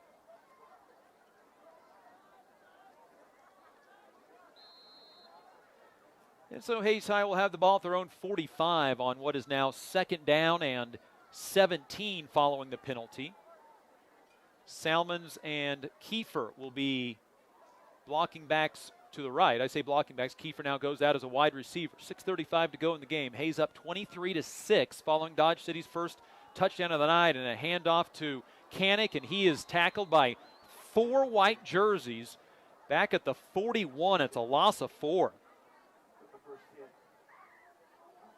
This drive kept alive on a 3rd and 7 incomplete pass on a pass interference by Dodge City. Second time they've kept a Indian drive alive on a 15-yard penalty. Earlier it was on a roughing the kicker call that the Indians had a 4th and 14 on, so they end up then converting later on a Dreiling touchdown run. That was an 11-play, 95-yard drive.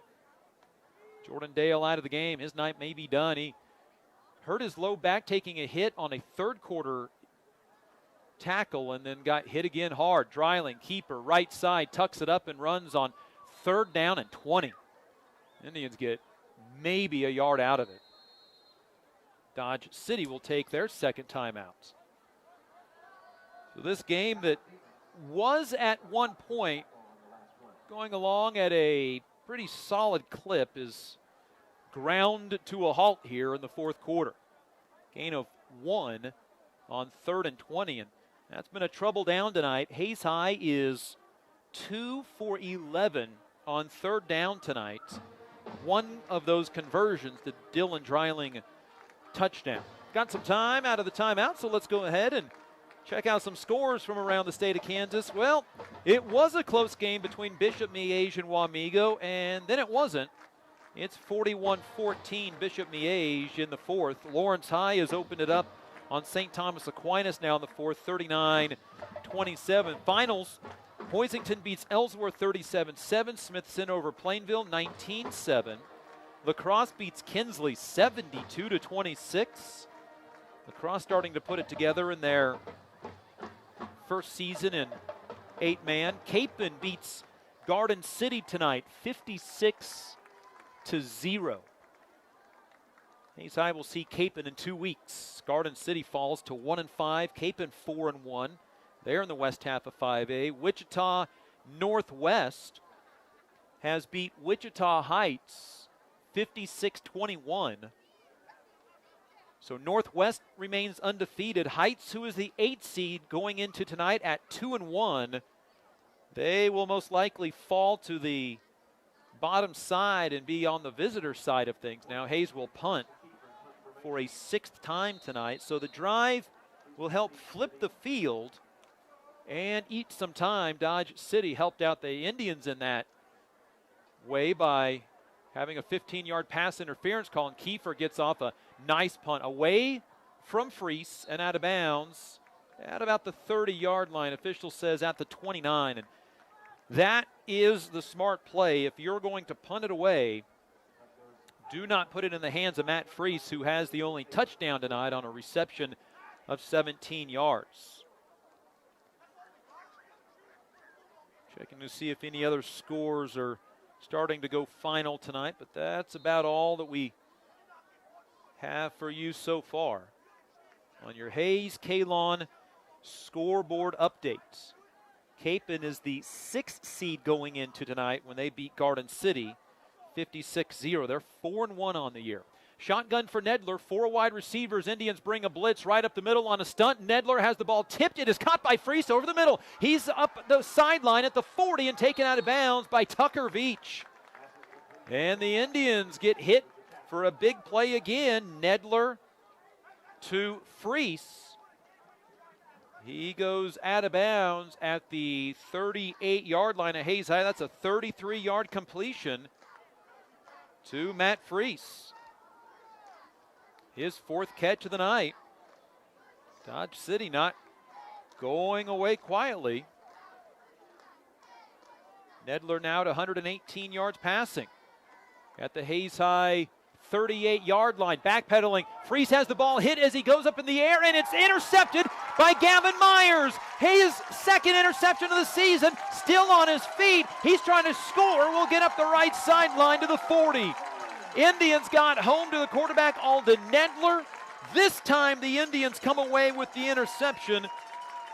It's taken away by the Indians. Gavin Myers, his second pick of the year, third of his career, and the Hayes High Indians have the football back, leading 23-6 with just a little over 5 minutes remaining in the game. Well, that's how you stop the drive. And you would think, anyway, thwart the comeback of Dodge City. The Indians have gotten close to interceptions on 3 different occasions tonight. This time, the ball fluttered in the air, and they came away with it. Hayes High going to go straight to the diesel package. It's Dreiling at the quarterback, running it left side, and Hayes High is going backwards on these drives, trying to kill the clock. That's a 5-yard loss. Dreiling was nearing the 200-yard mark. And I don't know the last time Hayes High would have had 2 different rushers go for 200 yards in the course of a season, but he is now at 177 on 24 carries. But Hayes High, most importantly, wants to see that clock run, and it would appear that the night is done for Jordan Dale, who kind of injured his lower back in the third quarter, got it popped again in the fourth. He's standing beside Roy Maroney, who's out tonight. Hayes High, if they could just get healthy, I'd like to see what they could do. Out of that diesel again, it's going to be Dreiling going right, getting hit as he crosses the line of scrimmage to the left. And he picks up 2 yards to the 38-yard line. And third down for Hayes High on what has been a rough night on third down. This 3rd and 13. Hayes just 2 for 11 on third down. They want to see the clock run, but you let Dillon go to the air. Threw 1 pass at Garden City that went incomplete. Still out of the diesel. 2 wide receivers left. Spray and Hazelhorst in the backfield with Dreiling. It's a keeper for Dreiling, and Hayes High is more interested in just letting the clock run. It's a gain of a yard on third down and 13. And Hayes High now 2 for 12 on third down, and Dodge City will expire their third and final timeout. It's a big night in the west half of 5A. Maize and Maize South were tied in the third at 21. That's number 1 versus number 7 in the standings. Wichita Northwest wins over Wichita Heights. That was 3 versus 8. Wichita Northwest now 4-0 on the year. Goddard and Newton were going at it, 4 versus 16. Hutchinson and Salina South going at it, 5 versus 13. Andover and Valley Center matching up tonight, 9 versus 10. And Bishop Carroll watching that game carefully because they're idle tonight and they could pick up a spot despite not playing. Number 1 in 6A Lawrence beats number 1 in 5A St. Thomas Aquinas 39-27. And just for a point of reference, Lawrence is in the west half of 6A. McPherson has beat Buhler 18-6. That game probably a little closer than most people thought. Andover Central beats Salina Central 27-7. Andover Central 4A, but Salina Central going in tonight as the 14 seed, now 1-5 on the year. Arc City has beat Eisenhower tonight as Kiefer punts for a 7th time tonight. Keeps it away from Freese. And for reference on that, Hayes High had punted just 11 times all year in 4 games. They have punted 7 times tonight. Arc City has beat Eisenhower 22-14. Eisenhower now 2-4 on the year. Hutchinson, after a tight one with Salina South and trailing at halftime, wins 42-17. So Hutchinson 5-1 on the year, hot on the heels of Hayes High in the west half of 5A. I mentioned Capon beat Garden City 56-0. And that's your Hayes Kalon scoreboard update for the green grass you won in the spring. Starts with spraying in the fall. You got to get Kurt Viner and Kirk Maska out of the house. Do something in the fall time. Nedler to the throw. Hit as he throws. It's completed over on the far side to Freese. Tackle made by Wyatt Crane, but again, Nedler hit right in the face as he throws to Freese over on the far sideline. I said that was Freese, but I don't believe it was. That was Dakota Whitman with the catch. It's a catch of 8 yards. Nedler backpedaling, throws a screen to Volasing, the running back at the 40, 45 left sideline, 50, and he's run down by the Hayes High Indians, Gavin Myers. So the first play went for 8 to the 35. This one goes for 18 to Volasing. Dodge City on the move again. Their last series ended with an interception. Now they're into Hayes High territory. Hayes High allowed 36 yards at half. Dodge City's been much better in half number 2. Nedler to throw. He just lofts one up into the air, and Hayes High can't track it down. And a couple of guys in the area, but the Indians' defensive backs also doing what they should, and that was to guard their guy. Nedler now on the night, 10 for 23. An interception, a touchdown, and has thrown for 144 yards. He came in on the night with 139. Hayes High shows blitz. They do not bring it. Nedler rolls out to his left, throws, and that might have gotten tipped. It went high into the air. No way for anybody to bring it down. Incomplete. And it's 3rd and 10. Dodge City was 2 for 10 on 3rd down prior to their touchdown drive. Went 2 for 2 on that drive. And on the night are 4 of 12 on 3rd down. That 25% better than their season average of 21%. Hayes High just 3 down linemen now. Hazelhorst, Adams, and Nutting. They'll bring in an extra linebacker, and that is Logan Casper. So a 3-3 stack look, 3rd and 10 for Dodge City. Hayes High shows blitz. They bring the blitz straight up the middle. Nedler running, hit as he throws, and it's going to be almost caught by Freese. The Indians tipped it. Freese then tipped it twice himself, and it's incomplete. And Dodge City will go for it for a 4th time tonight. They're 0 for 3 on 4th down. They were going to attempt a 4th down conversion earlier in the game, earlier in the 3rd quarter, but then ended up jumping offside or getting a false start. They decided that that was not going to be in the books. 3 wide receivers right, 1 to the left for Nedler. 2:12 to go. Indians up 23-6. Nedler drops back, throws the screen up in the air for Volasing. The only Indian to diagnose the play was Myers, and the Indians have to run Volasing out all the way down near the 20-yard line. And a 4th down conversion. 4th and 10 from the 48. They say he stepped out at the 27-yard line. It's a gain of 21. So Volasing a couple of catches on screen plays has got Dodge City to the Hayes High 27. And now whistles. And I think Hayes High, did Hayes High take a timeout? Dodge City doesn't have any timeouts to take.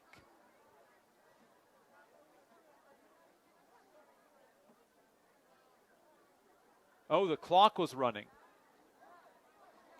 The clock was running, so they need to reset the clock. It should not have started after the 1st down. Volasing has 39 yards on those 2 catches on this series, and so they'll reset the clock to 2:01. Hayes High leads 23-6, but it has not been a pretty way to close out the game. Nedler has 4 wide receivers. Hayes High again shows blitz. Again, they bring blitz. Nedler is hit, spins out of it, hit again, and he'll almost get some help from his offensive lineman to keep him on his feet. But Nedler is sacked and up slow on this one. Not sure who ended up with the sack. It's a loss of 2. It's the 5th sack of the night for Hayes High. 2nd down and 12 back from the 29-yard line for Nedler. The Indians do not bring a blitz, and Hazelhorst gets home and forces a bad pass up over the head of intended wide receiver Dakota Whitman. Now, the left tackle, Loya, had 0 chance on Gavin Hazelhorst, and Gavin decided it was time for him to get into the backfield. That will go down as a pressure as he hits the quarterback. 3rd and 12 for the Red Demons from the 29-yard line. Hayes High is a minute 22 away from the WAC crown, their first since 2014. They lead 23-6, but the Red Demons have not gone away, and it's forced the Indians deeper into this game, I think, than they probably thought after taking that 23-0 lead early in the 3rd. Hayes High brings a blitz on 3rd and 12. They look for the wheel route on the far side. It is caught for a 1st down. Hauled in by Kerr, the fullback, inside the 15. They mark him down at the 12, and Dodge City converts on 3rd and 12. From the 29 down to the 12 for 17 yards. Nedler to throw for the end zone, and breaking on it is Orth, but unable to get there. Incomplete, intended for Freese. You wonder if Dodge City will look back on this game. They changed their offensive strategy. They went with a big offensive running strategy out of the power eye and the shotgun, but it has been the spread that has given them an opportunity to come back tonight. So, wow, if you're Dodge City, maybe switching up the offense this week was not the way to go. 2nd down and 10 from the 12, another screen, and it's intercepted, taken away by the Hayes High Indians. Dalton Dale up the left sideline, 50, 40, gets a block from Hazelhorst, 30. Dalton Dale's going to score a touchdown. He intercepts the screen and takes it 80-plus yards for a touchdown. Hayes High 29, Dodge City 6 with 47 seconds remaining. And the cherry on top on the homecoming Sunday is the Dalton Dale pick 6. For Dalton Dale, 2nd interception of the year, 3rd of his career, and the Hayes High Indians will put this one away. 3rd Dodge City turnover tonight. Jack Fields on to attempt the extra points. He's 1 for 1 tonight. What a smart block by Gavin Hazelhorst. He faced Dalton Dale running in front of Alden Nedler. The extra point, low and incomplete, or no good. 29-6. Dalton Dale, pick 6. Puts this thing away. And the Hayes High Indians can start celebrating their Western Athletic Conference title with their victory tonight. Indian football brought to you by Next Tech, Midwest Energy, Gibbs Auto Supply, Steel Fabrications, Heartland Building Center, Hayes K-Lawn, and Discount Siding. Well, it was a screenplay that the Indians pressured. Dalton Dale read it, and he came over the middle, hauled it in, and was off to the races. The quarterback, Alden Nedler, who has had a tough night tonight, that kid is a gamer. We talked about his knee injury a year ago, came back from that. Quarterback this week after not being the quarterback for much of the season. He was trying to catch up with Dalton Dale. He was kind of hobbled doing so, and Gavin Hazelhorst ran in front of him, and Gavin did the smart thing. He turned his back to who he was blocking, got in front of him, and put his hands wide out to the side, so there was 0 chance that there was going to be a penalty, and that helped usher Dalton Dale to the end zone for the pick 6. Now the Indians will try to keep it away from Matt Freese one more time. The little sideline squib kick goes out of bounds. And again, not the worst thing. You're trying to keep it in, but you're also not letting Matt Freese score a cheap one late in the game. And he is quite the athlete. He made a great catch on their touchdown grab tonight. Hayes High is going to move to 5-0. 4-0 in the Western Athletic Conference. They sweep the WAC. They win the title for the first time since 2014. Congratulations to the Hayes High Indians. So, how aggressive does Dodge City get with 47 seconds left and a 29-6 lead? We got a new quarterback into the game. Night done for Alden Nedler, and Dodge City will not get aggressive at all.